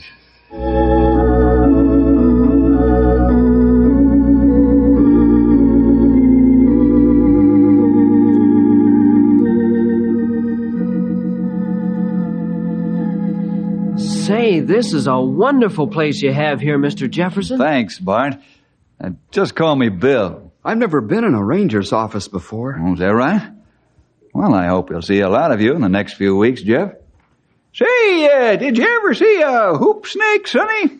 No, Stumpy. What do they look like? Well, they're big, long snakes. They grab a hold of their tail with their mouth and roll down the road like a hoop. Oh, go on, Stumpy. That's not true. It ain't, huh? Where do you think they get the name hoop snake from? Well, maybe you're right. Sure, that's just like the snake we got out here that milks cows. It's called the milk snake. Hey, wait a minute. I'm not going to swallow that one. Why don't you guys lay off? Why, it's like the yarn about the left-handed monkey wrench. Monkey wrench? What in the world are we coming to? I've heard of a cow ranch and a sheep ranch. Never heard of a monkey ranch before. All joking aside, though, Bill, I've never seen a left-handed monkey wrench. You haven't? Why, they've got one down at Pete's garage. Can we go look at it? Why, sure. The garage is just a block down the street. Come on, Bart. I want to see that wrench. We'll be back in a few minutes, fellas. You got your nerve, Bill Jefferson. If I'd have pulled that, you'd have turned blue in the face. Well, old-timer, it's like you said. We're trying to harden up their tender feet. We'll pick them up at the garage in a couple of minutes and head for home. It's almost supper time.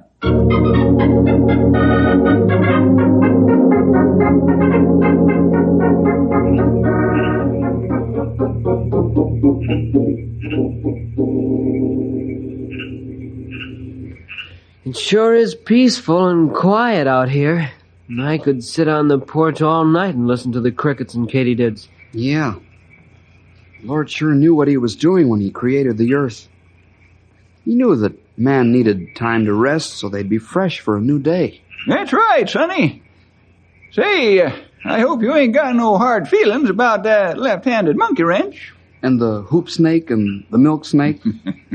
We had to initiate you fellas into the ways of the West. But Stumpy's right. We hope you haven't taken offense. Oh, no, Bill, we haven't. We expected to have tricks pulled on us. Yeah, this is milder than we expected. Well, I think it's time we hit the hay, fellas. Why don't you sleep here tonight, Stumpy?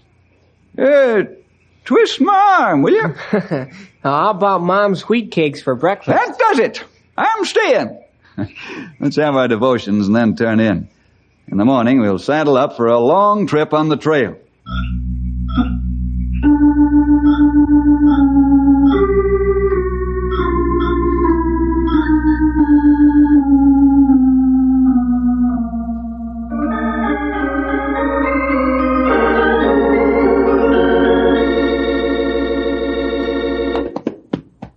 Easy, Tom.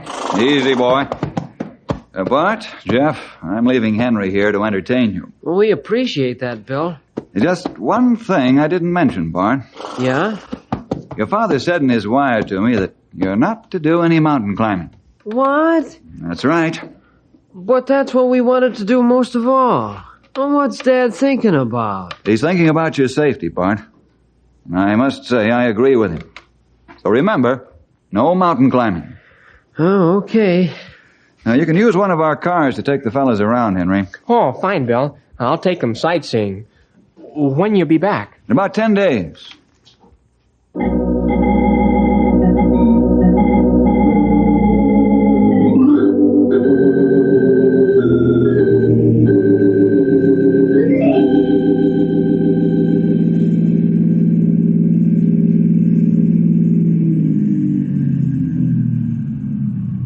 Well, fellas, we've seen about all there is to see around Knotty Pine.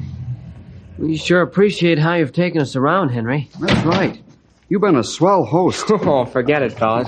I'm glad to do it. When will Bill be back, Henry? Oh, about Wednesday, I imagine, Jeff. We'll have to dig up something to keep us busy for a few days. Well, I won't be able to help you for a day or so. I have some work to do over at headquarters.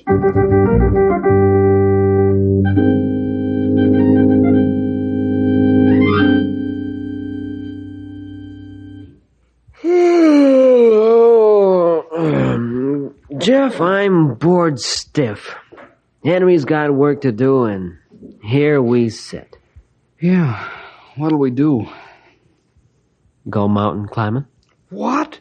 What? Your dad'll scalp you for that. Oh, Dad won't care as long as we're careful. Oh, don't take me wrong, Bart.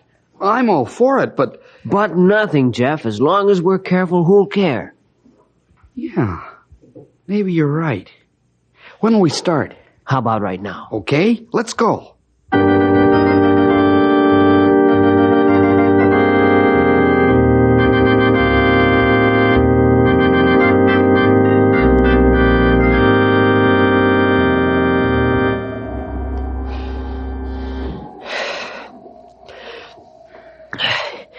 Oh, you got to this ledge without any trouble, Jeff? Yeah, but it scares me when I look down. We've been climbing almost straight up.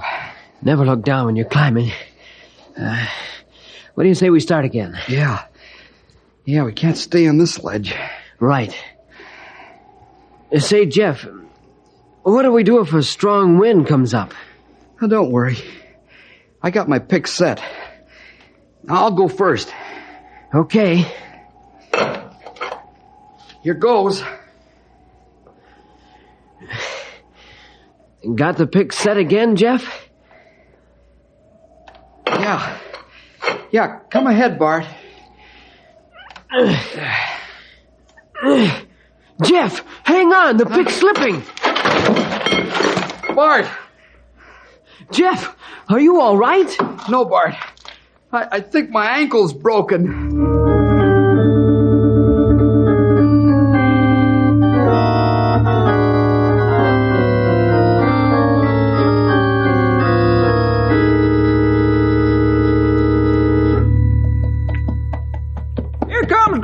Down the trail. Bill, Stumpy.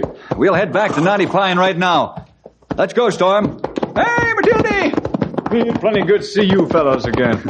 Got kind of lonesome on the northern boundary, didn't it? Long time not see anybody. Maybe you started talking to yourself, eh, Sonny? Not quite. Hey, get out of here, fellas. A rock slide starting. Come on, Storm. Get up here. Go, Matilde! Where's the rock slide, Sonny? Whoa, Storm Boy. Easy, King. It's all right, fella. Oh. I don't know where the rock slide is, old-timer. Easy, King. It sure sounds like rock slide start. I wonder where those large stones came from and why. There, answer. Up on ledge on side of mountain. Huh? Great Scott, how'd those men get up there? You'd have to be a monkey to scale that mountain. You have to be monkey with magnets in feet. That's straight up, 500 feet. There's two of them up there, as far as I can make out. Let's go back to town and get some rescue gear. Come on, Storm. Get him Hey, up, let's go, boy. Come on. Get him up. Come on, Matilde.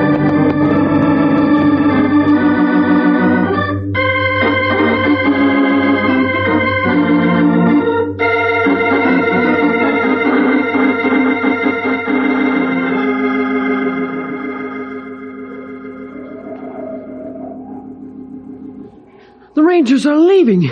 What do we do now? Oh, maybe they've gone for help. Yeah, oh, sure. Why didn't I think of that? They know we're up here. No. They'll be back, I hope. I'm sorry I got you into this mess, Jeff. You couldn't help it. The rock gave way.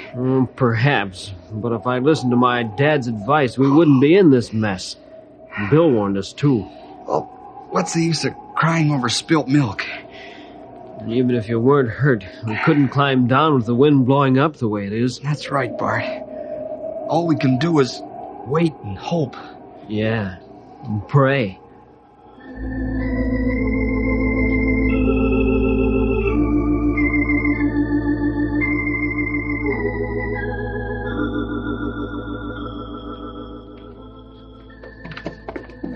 There's Henry in front of the office. He looks worried. We find out what's wrong in a minute. Something's up by the look on his face. Whoa, Storm. Okay. Oh, Dilly. Henry, what's the matter? It's Bart and Jeff. They've been gone all day. You know where they went? No, I left them at the house when I came over here to do some work. Mom says they took off about an hour after I left. Bill, you think maybe they fellas up on ledge? I don't know, Grey Wolf. I'm going to find out. How you figure to do that, young feller? With a helicopter.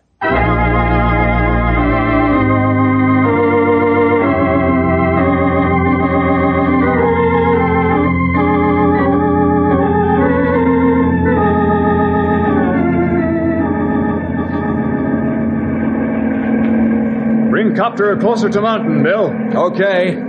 Hold on, though. I gotta be careful of downdrafts. Hey, Bill? What are we going to do if those crazy guys did climb onto the ledge? Get them off, pal. Can you see them now, Grey Wolf? Get dark now. Hard see through glasses. Use the landing spotlight on the copter. I'll shine it on the ledge, Grey Wolf. How's that? Oh, I see plenty good now. Can you tell who they are yet? You're right, Bill. That Bart and Jeff on ledge.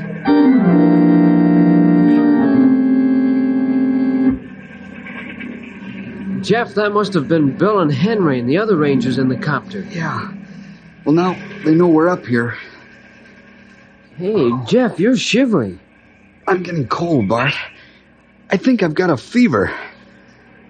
Jeff, I guess it's no use to tell you how sorry I am about getting you into this mess.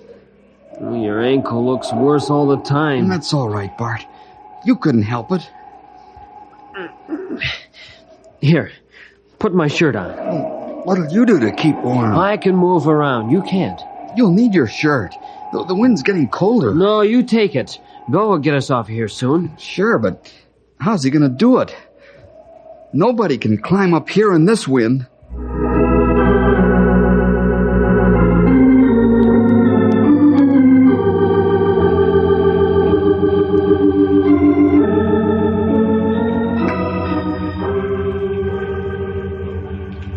These boxes look like they'll take a beating. Use plenty of rope around them, Henry. Okay, Bill. We got everything in boxes they need. Food, blankets, first aid kits, waterproof canvas. Fine. Let's take off then. Everybody aboard? Go ahead. I'll close the door. Take her away, Sonny.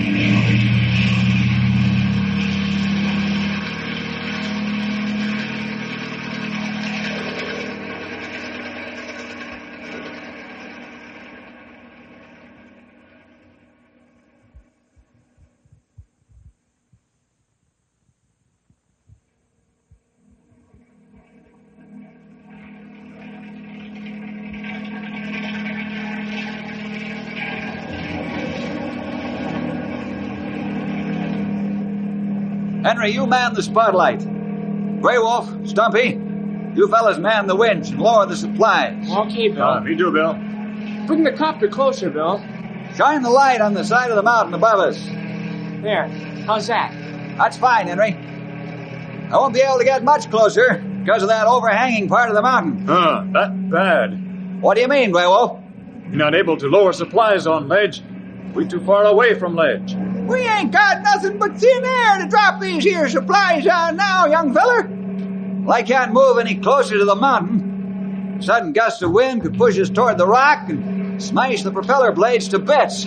Well, how are we going to get the supplies to Bart and Jeff then? Try swinging the cable back and forth like a pendulum. Perhaps you can get them on the ledge that way. Maybe that's a good idea.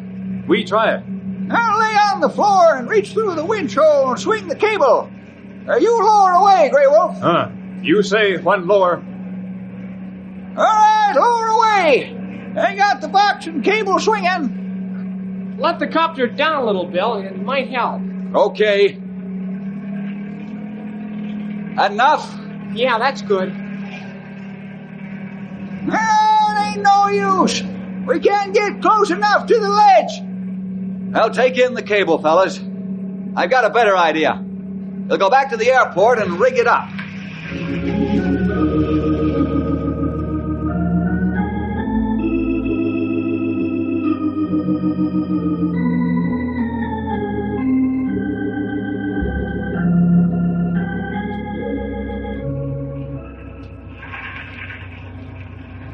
Bill, what's your idea to get those supplies on the ledge?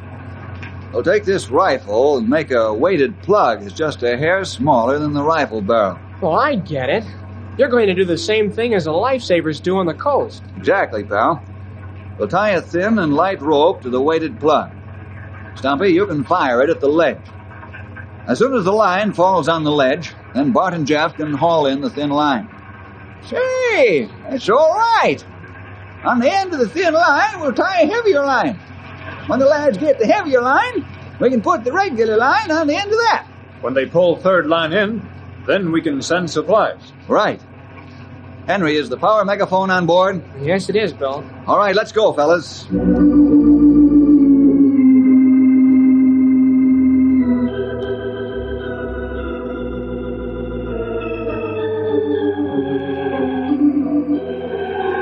Bart, you're freezing. Here, take your shirt back. No, nothing doing. I'll just move around a little. Watch out for the edge of the ledge. Hey, here comes the helicopter again. There's the spotlight. Unless we're going to try something else to get those boxes to us. Bart, Jeff, listen closely. We've got supplies here for you. Food and blankets.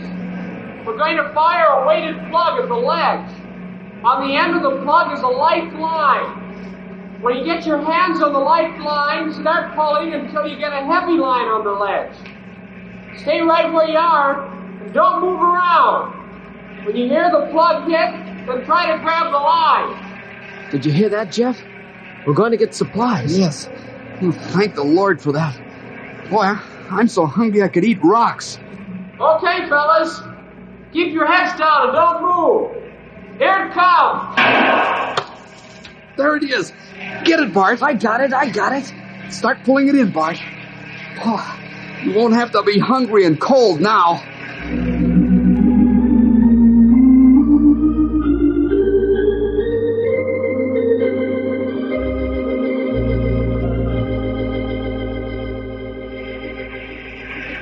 They've got the last box. Good work, boys. Henry, tell them we'll be back in the morning to get them off the ledge.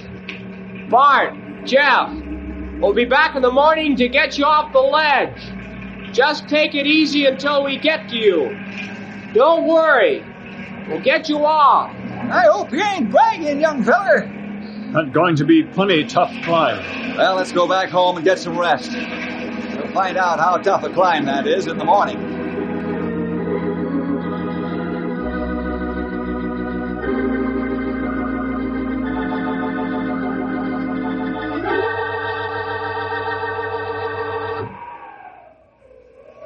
You ready, Grey Wolf? Me ready now, Bill. Stumpy, Henry, you fellas just hold tight here until we find out if we can climb this mountain or not. Okay, Bill. We won't run off and leave you. Grey Wolf, I think we ought to climb parallel to each other. That's a good idea. Then it won't be dangerous from loose rocks. Yeah.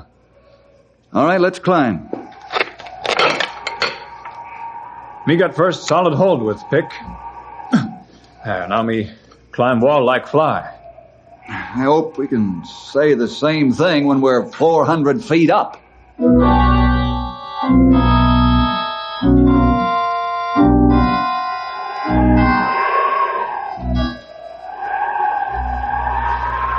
Let's rest a while, Grey Wolf. That's plenty good idea.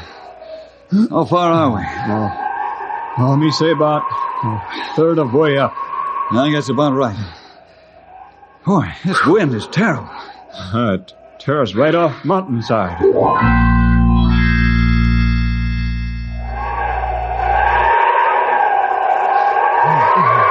Let's call it a halt, Grey Wolf. Yes, it's no use fool ourselves. Jeff and Bart must have climbed this with little or no wind interference.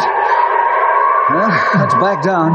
Yeah, the wall gets steeper as we climb. It's suicide to go higher. Take it easy climbing down. We'll have to take us some other way to get Jeff and Bart off that ledge.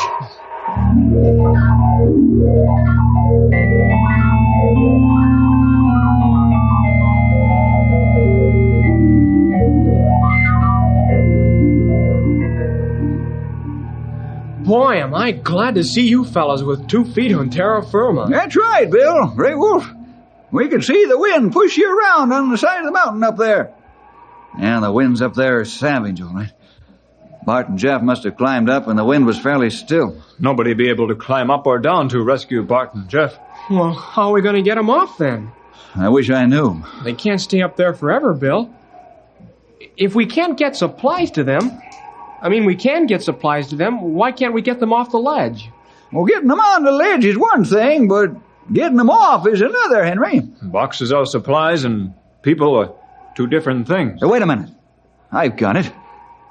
What you said was right, pal. If we got the supplies on, why can't we get the lads off? Sure. Why not? Well, how can we do it, Bill? I'll explain on the way to the airport. Let's get a helicopter and get busy.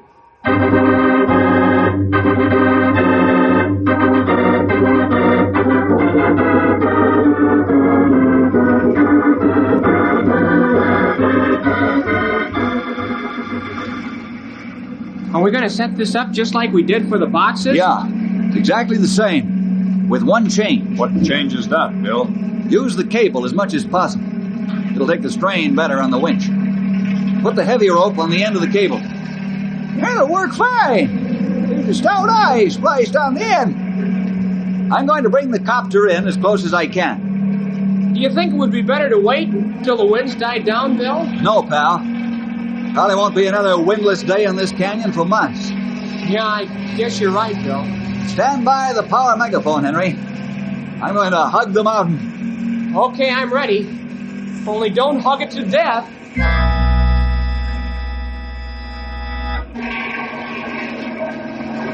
We're going to try something again, Bart. I wonder what it'll be this time. Bart, Jeff, listen closely. We're going to take you off the ledge just like we put the supplies on. Now trust us. This is the only way we can do it. Be sure and tie the rope securely around your chest. Here comes the shot. Jeff, they're going to swing us off the ledge like a pendulum. It'll work. It has to.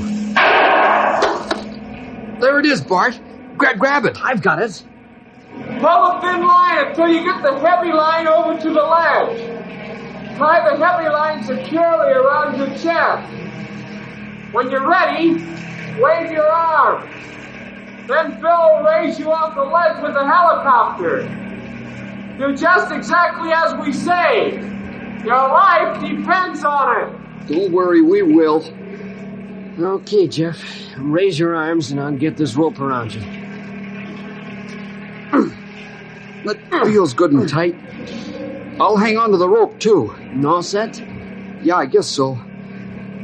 Go ahead. Give him the signal. Take him away! Here I go!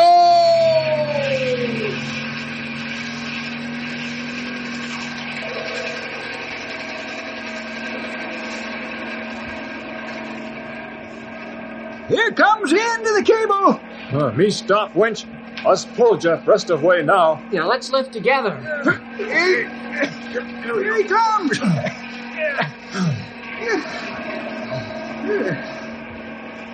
Boy, am I glad to see you fellas. We're glad to see you. You said it, Bill. You all right, Jeff? I've got a bad ankle.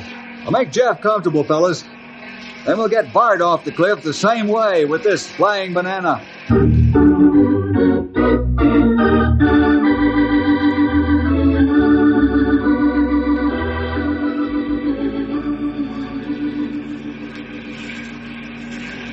How's it feel to be safe and sound, Bart? It feels wonderful, Bill. You tell him, Bart. There's one thing I want to tell Bill and the rest of the fellas.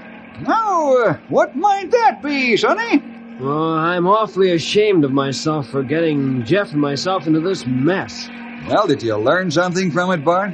Boy, and how. I'm going to wire Dad that I won't do any more mountain climbing and no more disobedience. Oh? When did you decide that? When I was dangling 500 feet in the air on the end of a rope.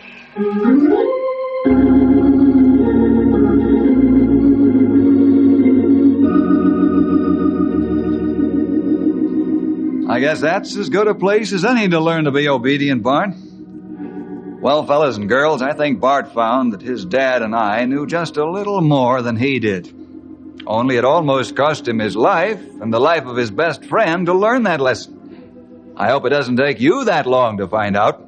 See you next week for more adventure with Ranger Bill!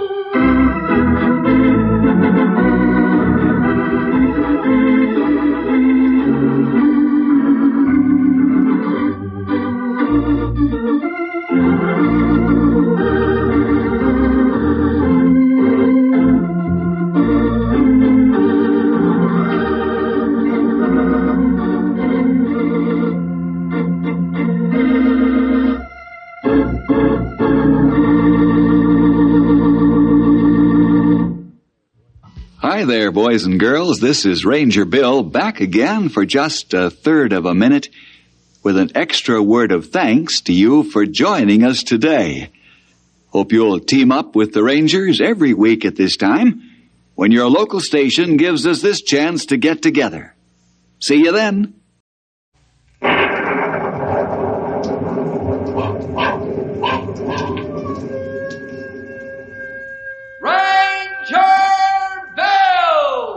Warrior of the Woodland!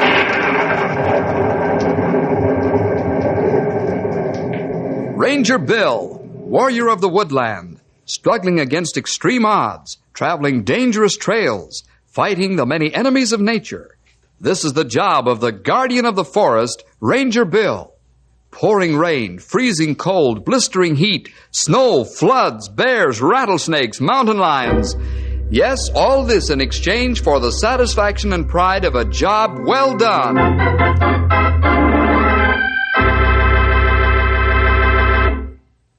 Hot weather, little rain, dry forest. All this put together adds up to terrible danger. Forest fire, scavenger of forests, a roaring, hungry monster consuming everything in its path. Bill has sounded the alert.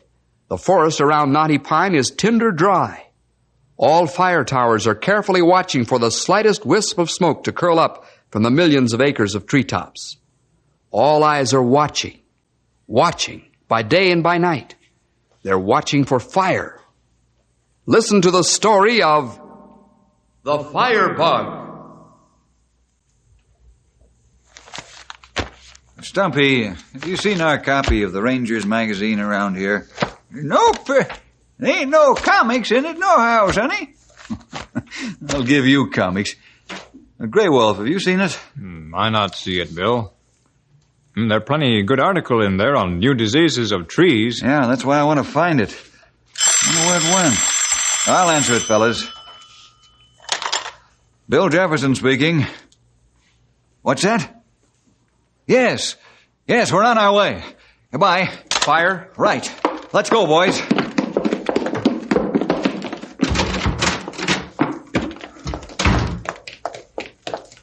Where fire, Bill? South Forks. It ain't along the Red Valley freight tracks again, is it? Yeah, that's where it is. Stumpy, you're closest to the driver's seat. Hop in. Yep. Let her roll. Righto. Step on it, Stumpy. Maybe we can nip this one in the bud.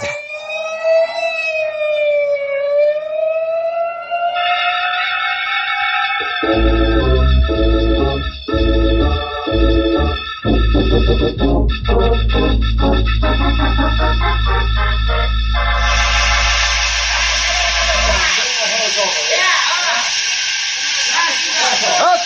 it's under control. Turn off the water.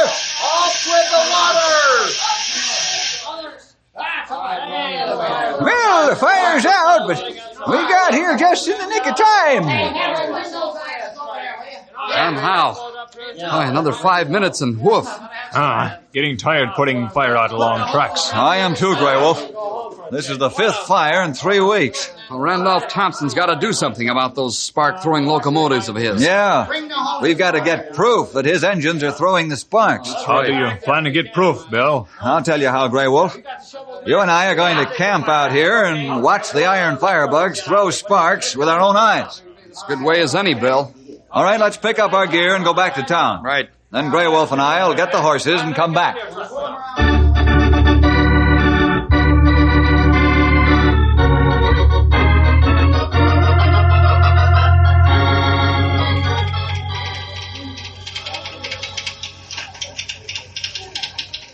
I'm telling you, Randolph, we've got to do something about the stacks on our engines. They're throwing sparks like a torch. Listen to me, Scotty. I'm not spending 1 red cent on those steam locos. In a couple of months, we'll have our diesel engines, and then we can junk the iron horses. Yeah, but the Rangers are going to get pretty sore when they find out how the fires are starting. Oh, that's all I've heard since the first fire. Rangers, look out for the Rangers. I'm getting sick of hearing about them. They're federal officers, boss. You stick your neck out far enough, and the Rangers will wrap a court order around it. Is that so?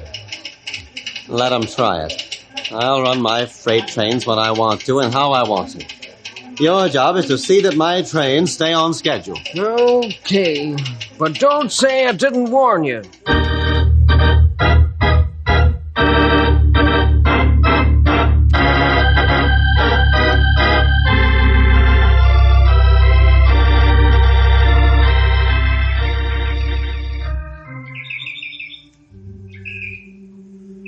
This easiest job I have for a long time, Bill. I'll agree with that, Grey Wolf. And we'll stay camped here until one of Thompson's spark-throwing locomotives comes spouting along. How you plan to stop these fires? I'll ask Randolph Thompson to put spark arresters on his steam locomotives. I understand him plenty hard man to talk with. Yeah, I've heard that too, Grey Wolf. I know Thompson by sight only. I know he took over the Red Valley freight line from bankruptcy and made a going business of it. So he's plenty good. Sometimes these self-made men are hard to handle because they've had to work so hard to get where they are. And here comes the afternoon freight now. Maybe we hide back off right away. No, Grey Wolf, we'll stay right here. This right-of-way is leased on government property. Look, Bill, engine throw plenty spark. Wow, I'll say. That's what I was hoping to see, Grey Wolf. That's our firebug.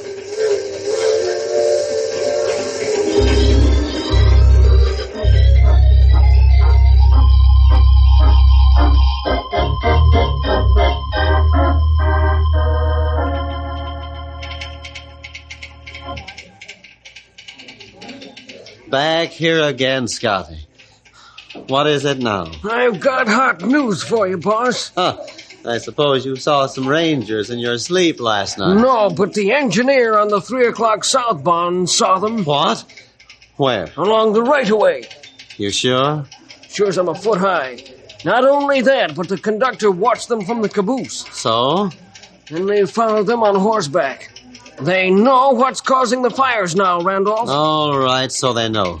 Let them make the first move. What? You heard what I said. Let them make the first move. Well, what you do about this is your business. But I know one thing for sure. What's that? If Bill Jefferson comes to see you, you'll know you've tangled with somebody. Yeah?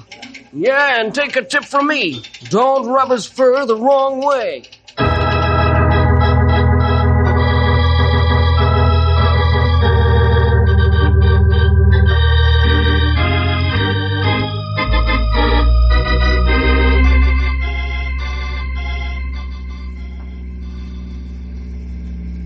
Say, This feller Thompson's got a lot of equipment in his freight yard. And no wonder. He does quite a freight business, Stumpy. His line moves a terrific volume of freight, both north and south. On his north runs, he has to use double headers to get over the mountains. Bill, I checked up on his schedule. He runs from 6 to 8 trains in 24 hours, both ways. Oh, that'd make plenty tight schedule for one track. Yeah, his engineers have to push the throttle pretty hard. That's why the old locomotives throw so many sparks.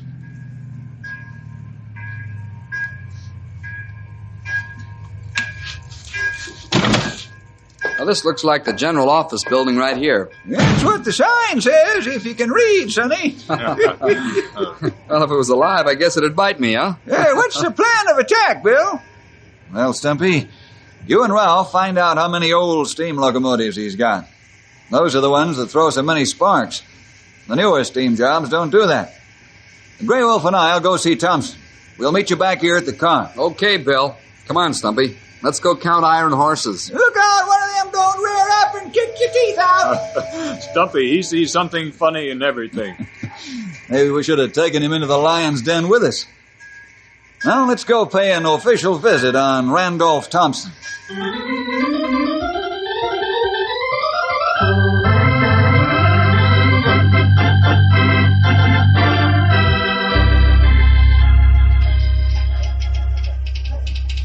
Good afternoon, gentlemen. It isn't every railroad man who has a visit from the forest rangers. We're not here on a social call, Mr. Thompson. We're asking your cooperation in preventing a disastrous forest fire. I'll be glad to help as much as I can. Thank you. Now I'll get straight to the point. We've had 5 fires in the last 3 weeks along your right-of-way. It runs through the giant pines. Yeah, and did you put them out? Only quick action saved whole forest from burning down.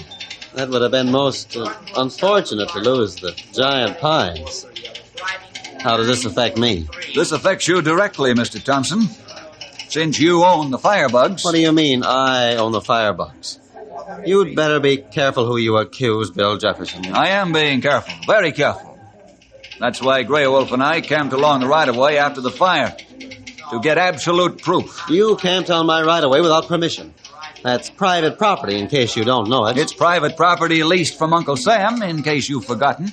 You already forget? You and Colonel Anders signed papers that gave you permission to build railroad through giant pines. I built my road according to specifications. I don't know how you can accuse me of owning firebugs. Maybe you'd care to explain. The firebugs we're talking about are the ancient steam locomotives you're using on the southbound line. They throw sparks like a welder's torch. Those ancient locos have always thrown sparks. How come they're so suddenly dangerous? Simple. The forests have become tinder dry because of the heat and drought. That my fault? No, but it's everybody's job to be careful when forest very dry. I suppose you want me to stop my freight trains until we get some rain. Thompson, all we're asking is your cooperation until we get rain. These evasive tactics only convince me that you know exactly what we're talking about. Isn't that so? Well, we know engineer on train see us standing alongside track. He must tell you by now. All right. What do you want me to do? I want you to put spark arresters on those old clunkers. Spark arresters? You want me to spend a lot of time and money putting spark arresters on some old locomotives that will be junked as soon as we get our diesels? Thompson, surely you're not comparing the cost of installing spark arrestor equipment with the value of the Giant Pine National Park. If you are, you're not the businessman I thought you were. Now, look here, Jefferson. I don't intend to put money on those old locomotives. Why can't you put your rangers on guard along the track until the dry spell ends? That's impossible. One fire needs all the men I have available. The rest of the men are busy watching the other forests. Well, gentlemen, I'll think it over. That's the most I can promise you. I want something more than a promise to think it over, Thompson. I want action. If your firebugs kindle another forest fire, I won't be so pleasant to deal with. That's a warning. I said I'd think it over, and that's the most I'll promise. Good day, gentlemen.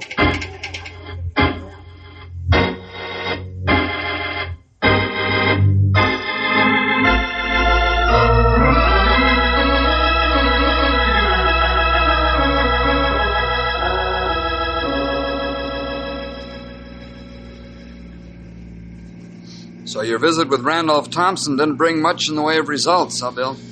No, Ralph. He was polite in a cold sort of way, but definitely uncooperative. He in for a big fall. Maybe sooner than he thinks he come down from high horse. It seems to me we ought to teach that ornery critter a lesson. Yeah, that's what I'm going to do, Stimpy. What do you mean, Bill? I'm going to ask for a court order from Judge Deems. If the judge comes through, as I think he will, Thompson won't be able to move a single train south until it's equipped with a spark arrestor.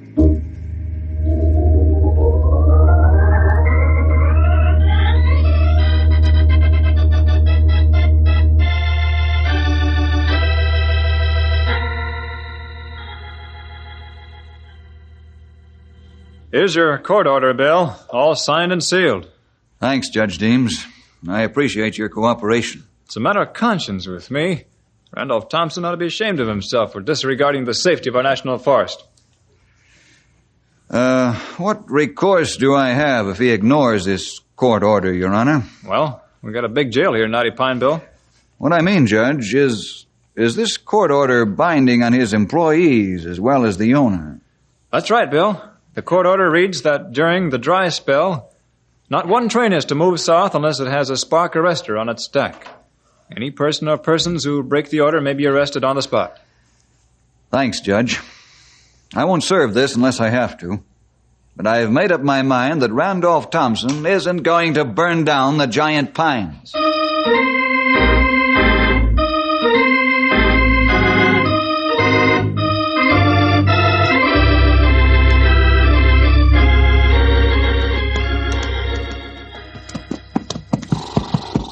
Fellas, here's the situation. Until we get this thing straightened out, you'll have to patrol the railroad track constantly. That's the only way a disaster can be avoided. We'll keep our eyes open, Bill. We do. Now, I realize you're not Superman, of course. So I've alerted Towers 3, 4, and 5 to keep a special watch, too. If a fire starts, send for help at once. We'll take care of things, Sonny. There ain't no fire going to eat up the giant pines if we can help it. That's good, old-timer. Now, you fellas had better get going. It's almost time for the early morning southbound to take off. I'm going to have a talk with Thompson again. Okay, Bill. Get him up, King. Hey, come on now, Tilly!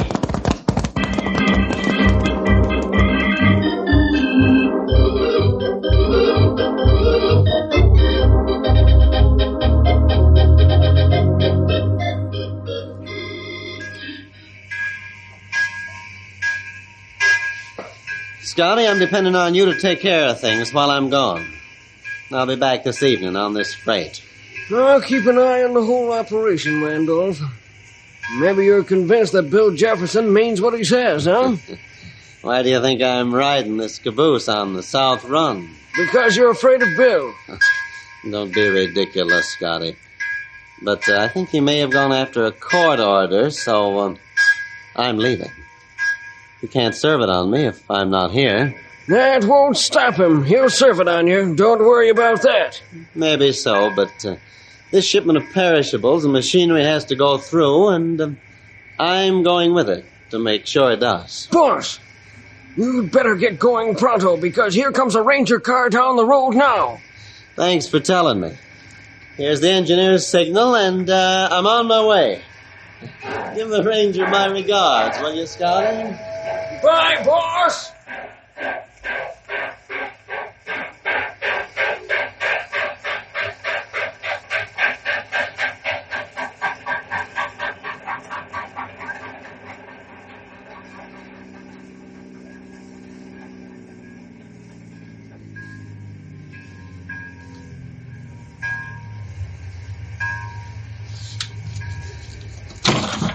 Hello, Bill. Hello, Scotty. Where's Randolph? You just missed him, Bill. He's in the caboose of the morning southbound. He is, huh? Well, that's the last train he's going to move south. What do you mean? This is a court order, Scotty. Judge Deems says it's binding on all employees of the Red Valley Line as well as the owner. But you have to serve it in person, don't you? No, I don't. Not the way it's worded. I'll leave the order with you, Scotty. I'll let Randolph get away with the train he's running through now, but no more, you understand? Bill, believe me, there won't be another drive we'll turn until this whole thing is settled. Good, Scotty. I wish your boss had the same cooperative spirit. When'll he be back? Oh, probably around midnight. Why? I want to see him.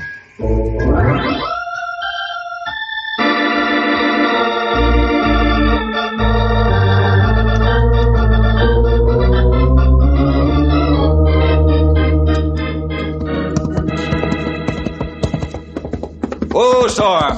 Whoa, big boy. Well, I guess the court order did the trick, Bill. Thompson hasn't let another train leave the yard since this morning. That's good news, Ralph.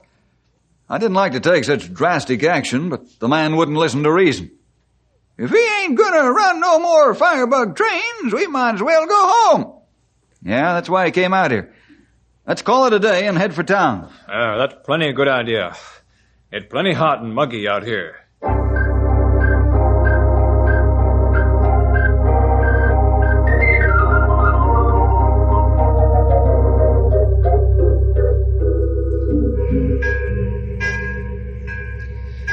All right, engineer, let's get rolling back to Knotty Pine. Wouldn't advise it, Mr. Thompson. Don't like the looks of the crack in that left main piston rod. Oh? Want it whole? Well, possibly. Hard to tell. I'd say no. We'll chance it anyway. Just reduce your speed going back. But, sir, it's mighty... I said get the train underway, do you hear me? That's an order. Okay, you're the boss. Give me the high sign when they get in the cab, will you? You bet.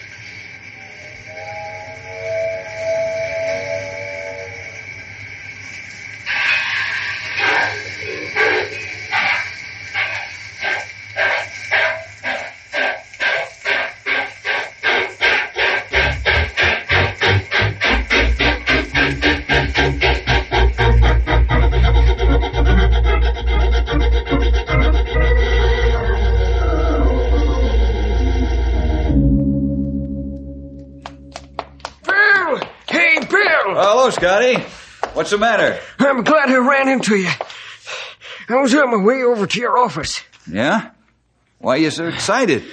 I couldn't get a hold of Randolph at the other end of the South Run. What do we do now? Oh, just wait until he returns. That's all you can do. Do you think he'll bring the freight back here or return the other way? You said I was bringing the freight back. Okay. You'll just have to wait and be ready in case of trouble.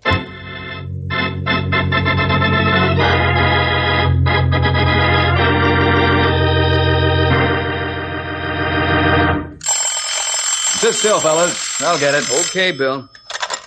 Ranger headquarters, Bill speaking. Bill, this is Tom. I'm reporting a fire starting along the Red Valley tracks. Along the Red Valley tracks? 3 miles below the pass. Thompson ran another train back from the south, huh? Did you notice it? Couldn't tell, Bill. The trees are too high and it's getting dark. Okay, Tom. We're on our way. Again? Yeah. We got a fire to fight. Let's roll, boys. We'll take care of Thompson later.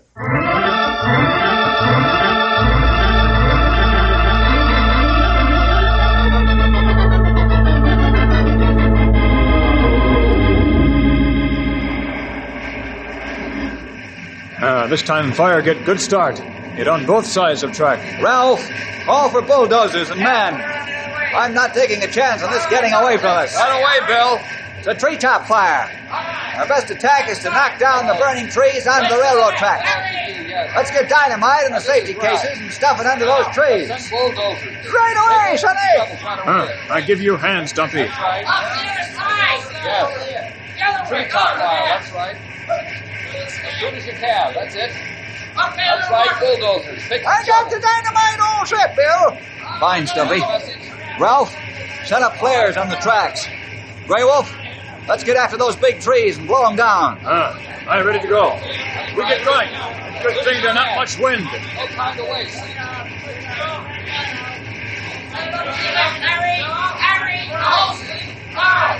Light the fuses, fellas. Let's get out of here. Okay. Come on, Stumpy. Light it and get going. Let's go. Move faster, Sonny. I'm stepping on your heels. Dynamite blow any time now. Come on. Behind this big tree, fellas.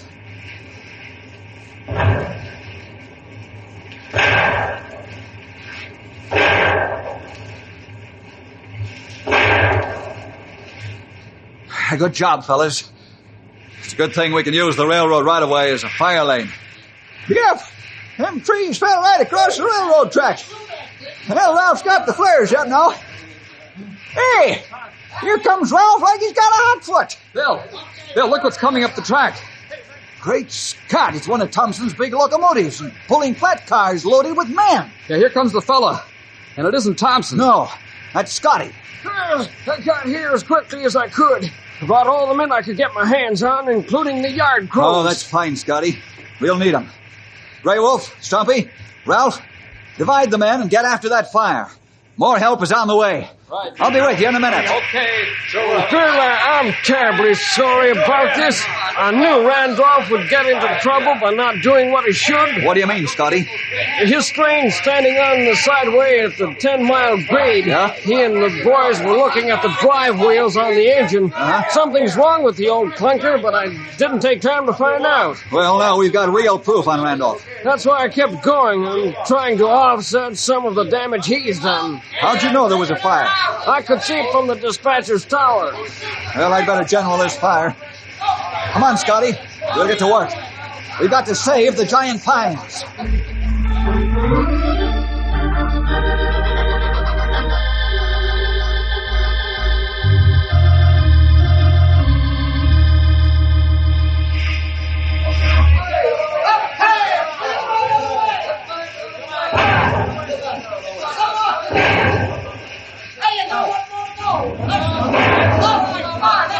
You better hold off on the dynamite, Stumpy. All the big trees are down now. Okay, Bill. Bulldozers are coming in. They'll clean out the small stuff. A little more hard work and the fire will be out. Ralph, you'd better take some fresh men to replace your tired crew. Pass the word to Grey Wolf. Okay, Bill. Look! The boss's train is backing down on us, out of control. Great Here Scott. I am, my train. The caboose on his train will smash into the flat cars. Get the men back from the tracks. Pass the word. The trains are going to crash. Pass the word. Get back from the track. Get back from the track. They're going back, Bill. Yeah, just in time, Stumpy. Here comes the freight, and she's going to smash.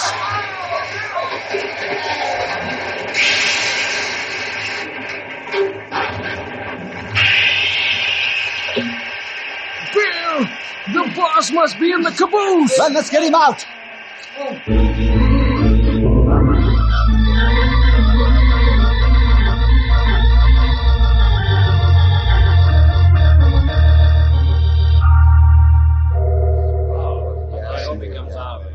How's Thompson feeling now, Bill?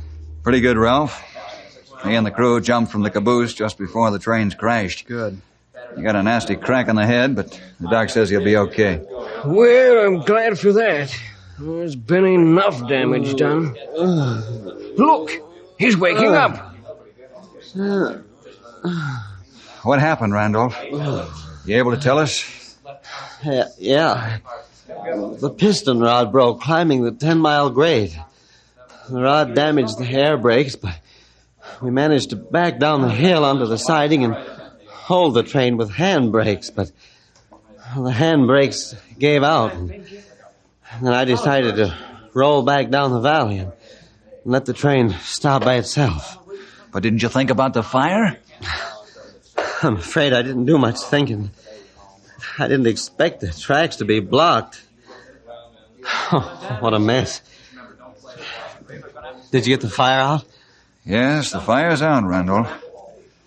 Scotty, have you got the piece of paper I gave you? Sure, right here in my jumper pocket. What piece of paper is that, Scotty? The court order Bill served.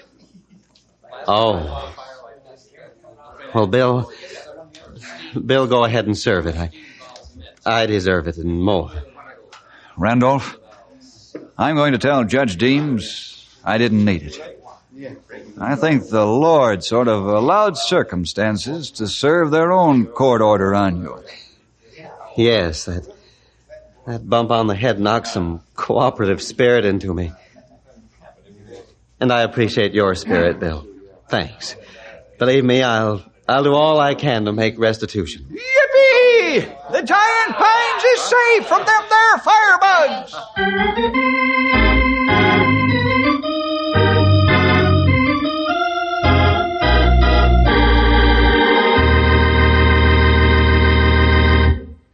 Well, Bill and the boys, with the Lord's help, finally got Randolph into a cooperative mood, even though it took a bump on the head. Some folks do have to learn the hard way, don't they? We'll see you next week for more adventure with Ranger Bill!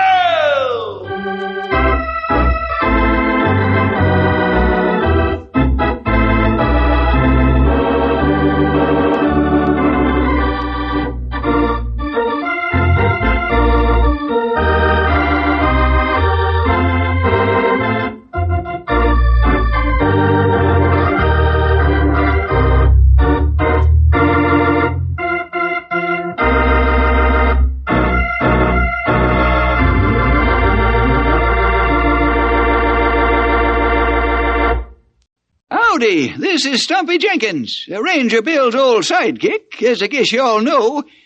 Just adding a little extra word of thanks for getting yourself in on the program today. Always glad to have you along. And I hope you invite your friends, too, for we sure got lots of adventures to tell you about. And we don't want you to miss any of them. So you make sure to be there by your radio every week. Don't lose out on our next story.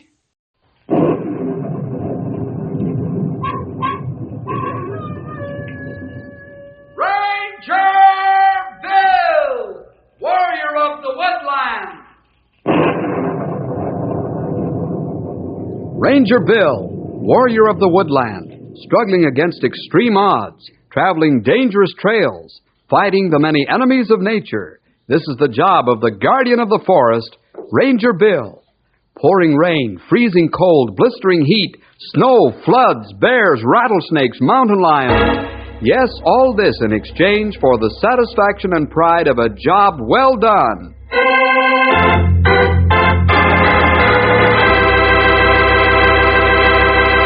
Fellows and girls, have you ever been tested or challenged because of your stand for Christ? Do you think you could stand up under real persecution fire? Of course, that's a question that can only be answered by each individual. It's a question that Ted Sloan had to answer. Could he take all the ribbing and ridicule that was handed to him because he made a solid stand for the Lord? Or would he collapse under it and ruin his witness? Listen to the story, If the Lord is for us, who can be against us? Right now, Ted's at Ranger headquarters visiting Henry. Ted is home on furlough from the Army. He and Henry are talking over old times together. Let's drop over and find out what the two young fellows are chatting about. Boy, oh boy, you sure look sharp in your uniform, Ted. Well, Henry, I can't wear Sloppy Joe sweaters anymore like I used to. Well, how does it feel to be home? Oh, just wonderful. Nice to walk around all the old places again and think of the good old days. Hey, Bill, you're just in time. Look who's here. Well, as I live and breathe, Ted Sloan. How are you, Ted? Just fine, Bill. How's yourself? Oh, great. How's Army life? Oh, it's so-and-so. Some of it's good and some not so good. That's the way I found it, too, Ted. Oh, didn't know you were in the service, Bill. Yeah, almost 4 years. That's funny. I took it for granted that you were always a ranger, I guess. Well, Bill was a Navy medic, Ted. He spent a lot of time on detached duty with the Marines. Well, how about that? A fellow learns something new every day. That's right, Ted. Say, I've got to unsaddle Storm and bed him down for the night. I'll be back to chin with you fellas in about 15 minutes. Hey, Bill, what do you say I call Mom and find out if she's got an extra plate for supper tonight? Yeah, good idea, Henry. You get the car out while I take care of Storm, will you? Then we'll spend the evening around the fire and swap stories. Boy, I'm for that 100%. Be just like old times.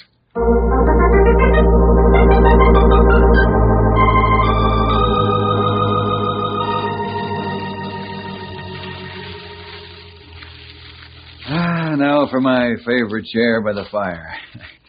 Put on my slippers and relax. Yeah, me too. Grab an easy chair, Ted. Got it all picked out already, Henry. Well, did you have a rough day on the trail, Bill? Oh, wasn't too bad. Snow's not deep enough yet.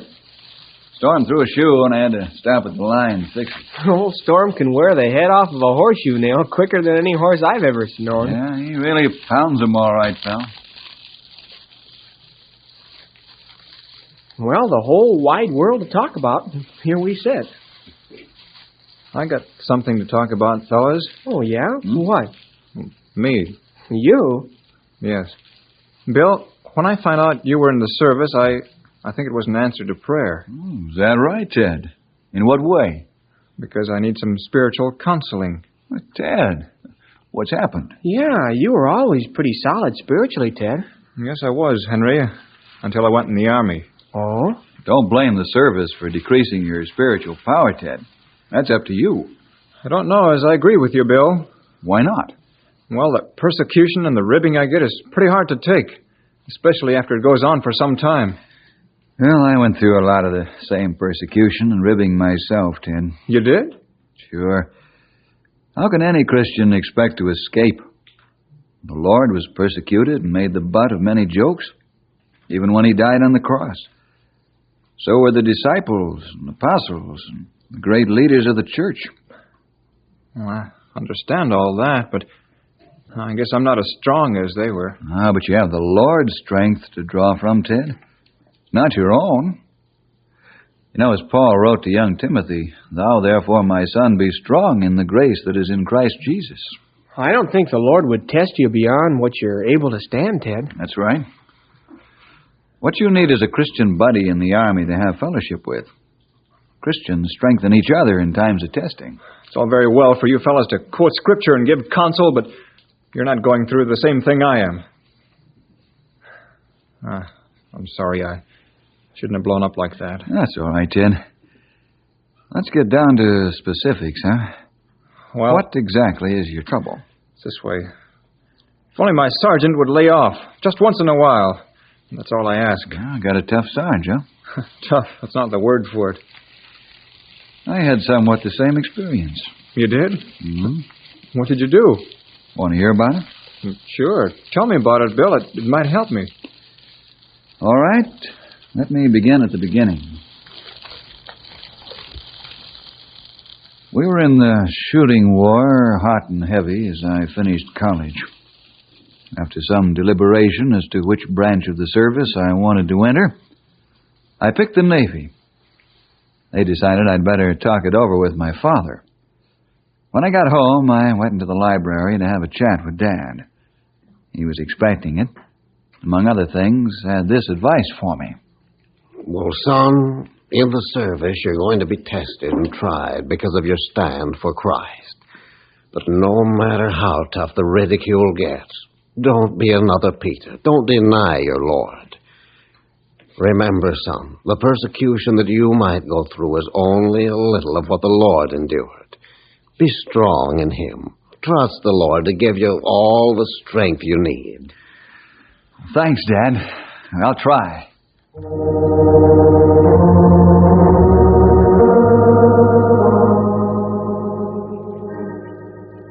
Dad was killed in a forest fire 6 months later. But his words kept ringing in my ears, as they do to this very day. Dad was right. In about a week, I was on my way to boot camp. What a terrific change in my life that was. But with the Lord's help, I was able to make some kind of mature adjustment to Navy life. Those first weeks were almost nightmarish. There wasn't 1 minute you could call your own. All right, you landlubbers, hit the deck. Come on, rise inside. Come on, Mac, roll out of this sack. You're not home now. Stone. Yeah. Tompkins. Yeah.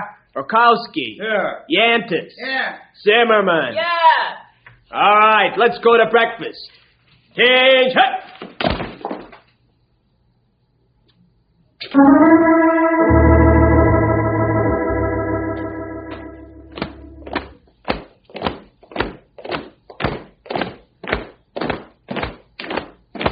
Company! Huh.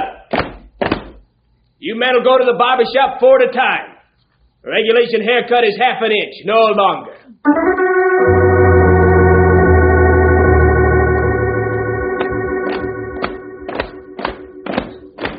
Everybody, halt! Starting with the first column, you go in single file and get your uniforms.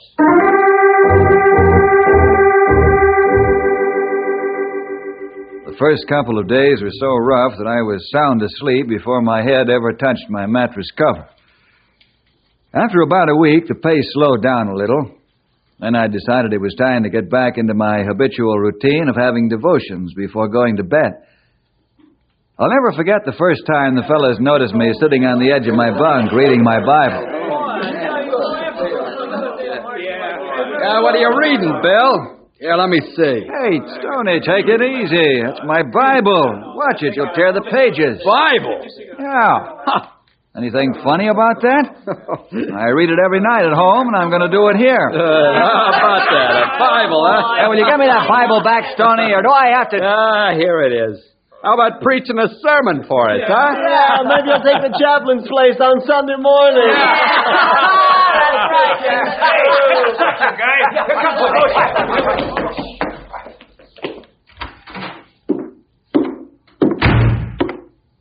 All right, don't act so innocent. I can hear the racket for a mile. Who started it? I did, Boats. You did, Jefferson? How come? I decided to get back into my habit of reading my Bible before hitting the sack. The fellas are kind of kidding me. Yeah, all right, knock it off. Look, if Jefferson wants to read his Bible, what business is that of yours? One more sound out of your lubbers and you'll walk post with a full sea bag. Is that understood? All right, lights out. There's taps.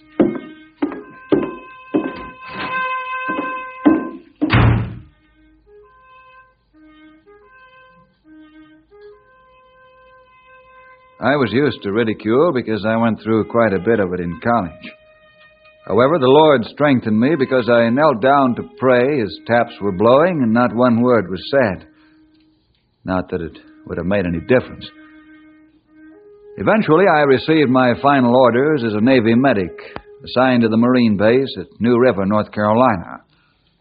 New River was cut right out of the heart of the Carolina swamp.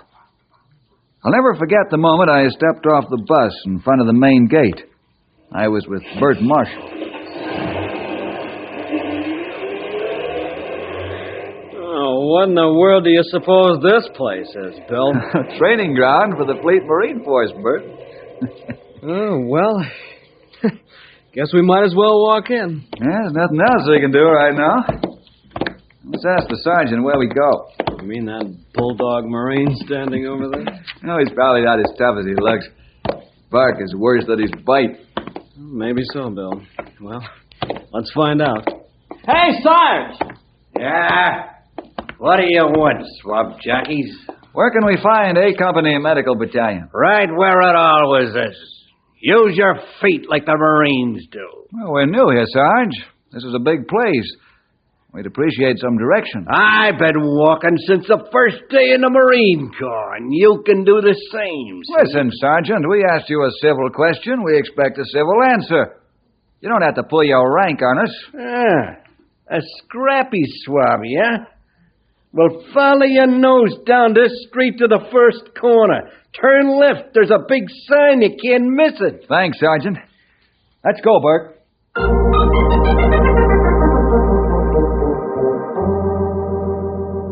That fellow was my platoon sergeant. Only I didn't know it then. We reported in at A Company Medical Battalion headquarters. I was assigned to B Company, and Bert was sent to C Company.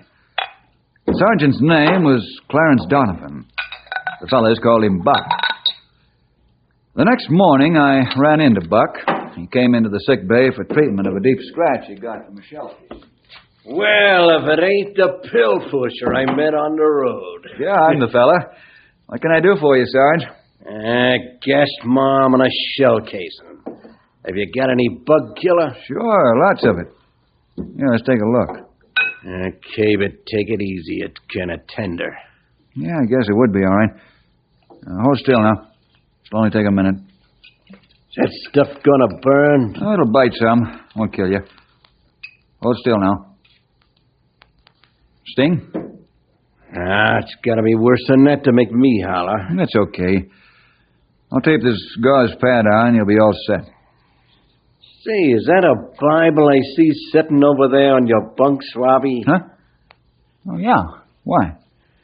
Don't tell me you're one of them religious birds. I'm not a religious bird. I'm a Christian. I suppose you think you get to heaven by reading your Bible. The only way I know of getting to heaven, Sarge, is through the saving power of Christ. Huh? Say, you should have been a preacher. How do you figure that? Because no Sunday school teacher ought to be in the Marines. This is a man's outfit. Well, if you think I'm not a man, I'll gladly put the gloves on with you or meet you any other way you want. Tough, huh? Well, it's my guess that in about a week you'll be asking for a transfer. Huh? How come? Because I don't want no religious lilies in my platoons. And who's the religious lily? You! And everybody like you. Now, you'll find out about that. I sure will. I don't like the way you act, Jefferson. Before I get through with you, you'll be so tired you won't be able to see straight. To say nothing about reading the good book. This is a man's outfit, see? They were no idle threats. I trained right with the Marines. Did everything they did. Crawled in the mud. Got my mouth full of sand more than once. Fired the same weapons. But more than that, I got some personalized attention from Sergeant Donovan. What's the matter with you, Jefferson? You couldn't hit the side of a barn with a cannon. I only missed the bullseye twice. It ain't good enough. Not for a preacher. You stay here till you hit it every time.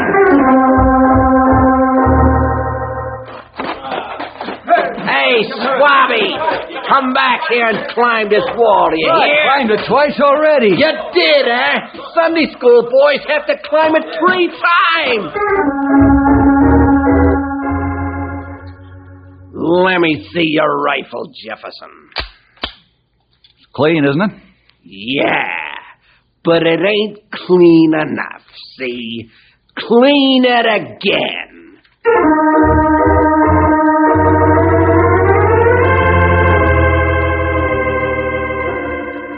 Bill, the fellows have teased you a lot about your being a Christian, but, well, deep down in our hearts, we respect and admire you. Thanks, Cliff. I appreciate your kind remarks. Well, that isn't all, Bill. You never complain when you have to get up in the middle of the night to take care of us when we're sick. Well, thanks to you, too, Monty. Why all the flowers? I'm only doing my job. Well, that's just it. You're doing a good job, and we're sick and tired of watching the Sarge push you around. Yeah, the way he takes after you is criminal. You ought to turn him into the old man. Well, I appreciate how you feel, fellas, but I don't think turning him into the major would help. And I wouldn't do it anyway. Well, it's up to you, but we think you should turn him in. If you don't, maybe somebody else will.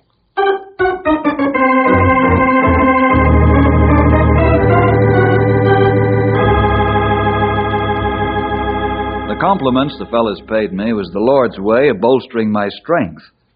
And Monty and Cliff weren't joking about turning Buck into the company commander.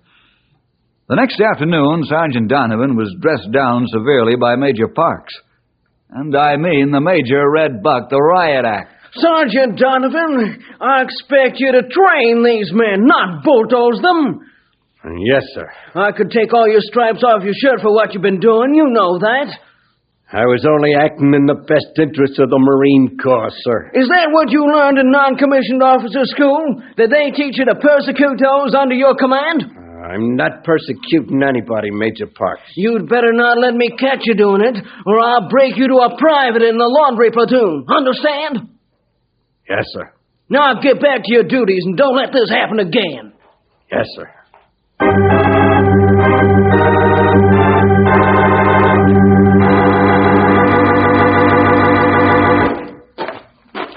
Jefferson, I want to talk to you. Certainly, Buck.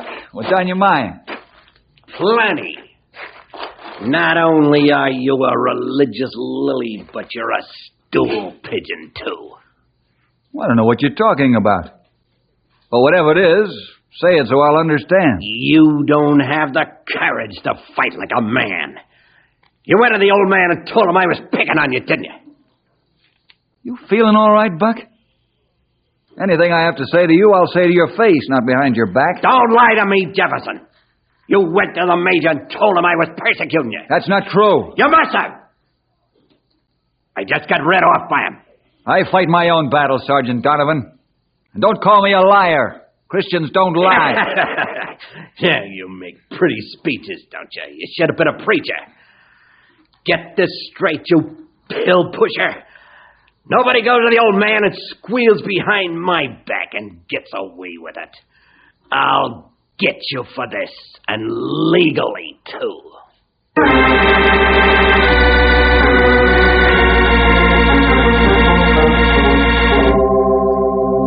There was one thing about the sergeant. He always meant what he said. And he was out to get me. Buck had a natural talent for making life miserable for somebody else. He changed his tactics, of course, because he knew that the officers and men were watching him closely. He went underground with his persecution. But in 100 small ways, I felt the pressure. Jefferson, your order for medical supplies got lost. Too bad. I got some mail here for you, preacher. It's a little late. Got mislaid somehow. You ordered some new clothes? That's funny. I never got your order. Sure, you're ain't an overnight pass, Jefferson. But you know something? I don't have any more.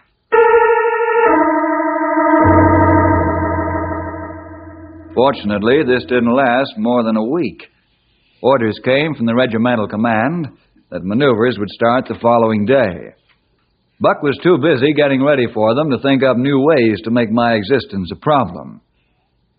It was 5 o'clock on a Tuesday morning. We moved out into the Carolina backcountry to hold simulated battle maneuvers. Buck took his platoon out on the left bank to outmaneuver the make-believe army. Bert and I were ordered to stay at the command post, where we'd be centrally located to take care of make-believe wounded coming from the front line in our sector. At 8 o'clock, the artillery batteries opened up from the rear and laid a creeping barrage that moved ahead of the line. This is our first maneuver under live fire, Bert. What do you think of it? I think this. I'm glad I'm not the enemy. Listen to those howitzers blast. Yeah. Buck and his boys are flanking right behind that stuff. I don't imagine they're feeling any too chipper. I hope none of those shells fall short. Right. I'd give anything to be with the boys. I don't like being this far away.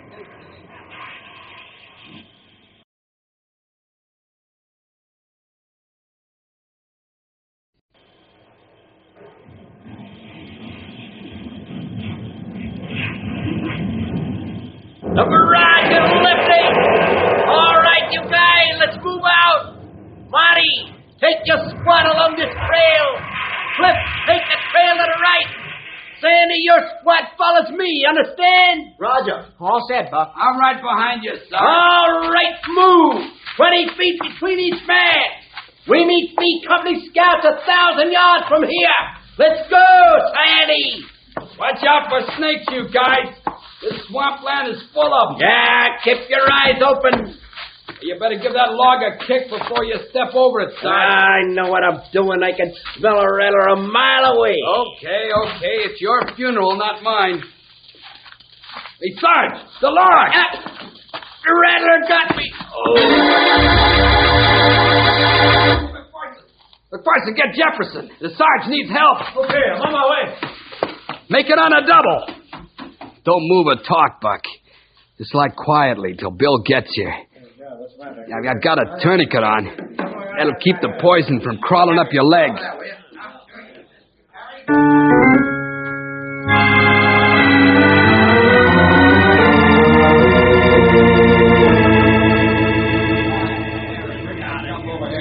Don't release that tourniquet till I tell you, Sandy. Okay, Bill. It's been on 15 minutes. I could stay another 5, even 10 if necessary. We can't let the poison circulate through his body. His leg's swelling up fast. No wonder. Buck, I'm going to make some X-cuts in the puncture holes with my scalpel. Okay, good. Don't move or wiggle. Just grit your teeth. Here goes. That's one of them. It's number 2. I'll pull all the poisonous blood out of his leg I can with this suction cup. Hey, Monty, let me know when 5 minutes are up. Then we'll release the tourniquet so gangrene won't set in.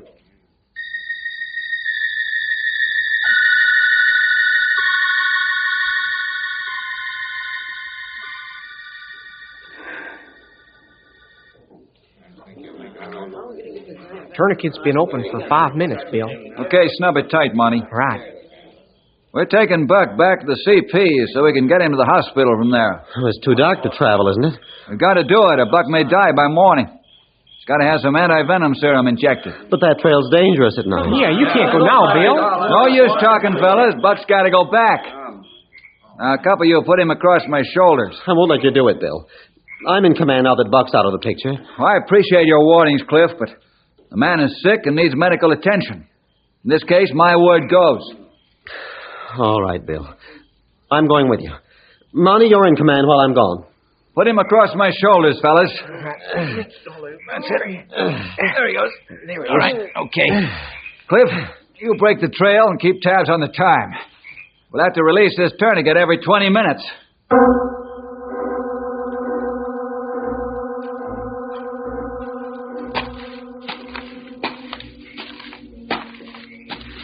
Let me take Buck for a while, will you, Bill? I'm doing all right, Cliff. We'll have to stop and release the tourniquet in a few minutes.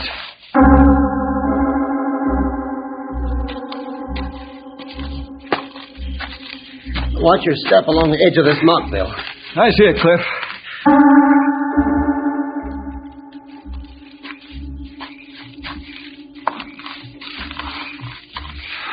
Here, let me spell you off, Bill. You can't keep this up forever. Okay, Cliff. We've less than a quarter of a mile to go. I'll make it.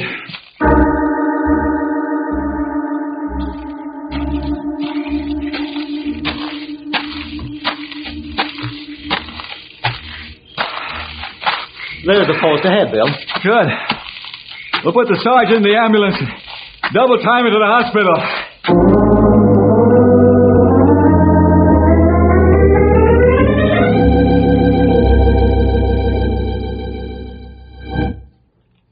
Company, pinch, hut!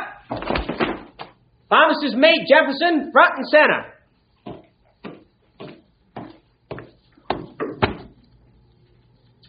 Pharmacist Mate Jefferson reporting, Major Parks.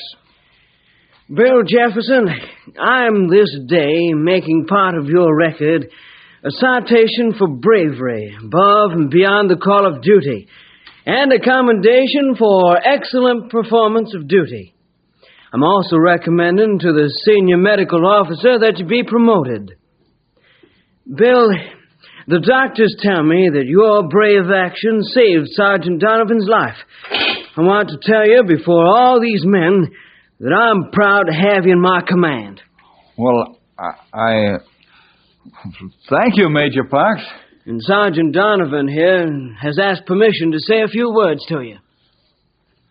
Bill, the Major's given me permission to apologize to you before our company for the way I've acted toward you. And thank you for saving my life. How you ever carried me for a mile and a half is more than I'll ever know. You're a far better man than I am. I'm a crude guy, Bill, but as a Marine, I mean this from the bottom of my heart. Oh, thanks, Buck. I never held anything against you, and I don't now. But I'd like you to understand one thing. Yeah? What's that? Remember how you made me work out 2 or 3 times more than the other fellas? I'm ashamed to admit it, but I remember. Well, if it hadn't been for all those extra workouts, I'd never have been in shape to carry you the way I did.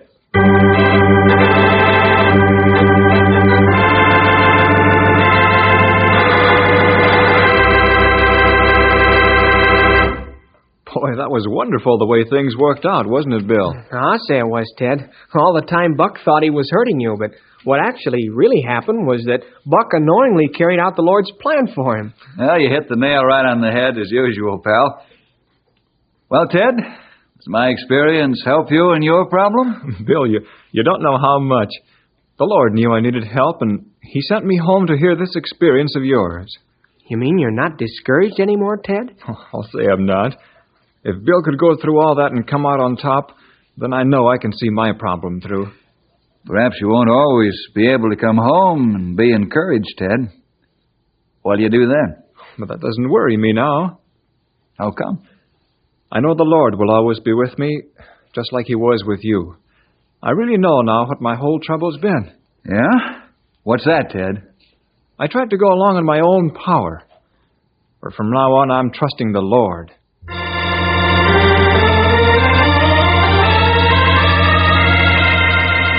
Yes, boys and girls, trust in the Lord with all your heart and lean not unto your own understanding. Maybe that's God's answer to your problem, too. Hope so. See you next week for more adventure with Ranger!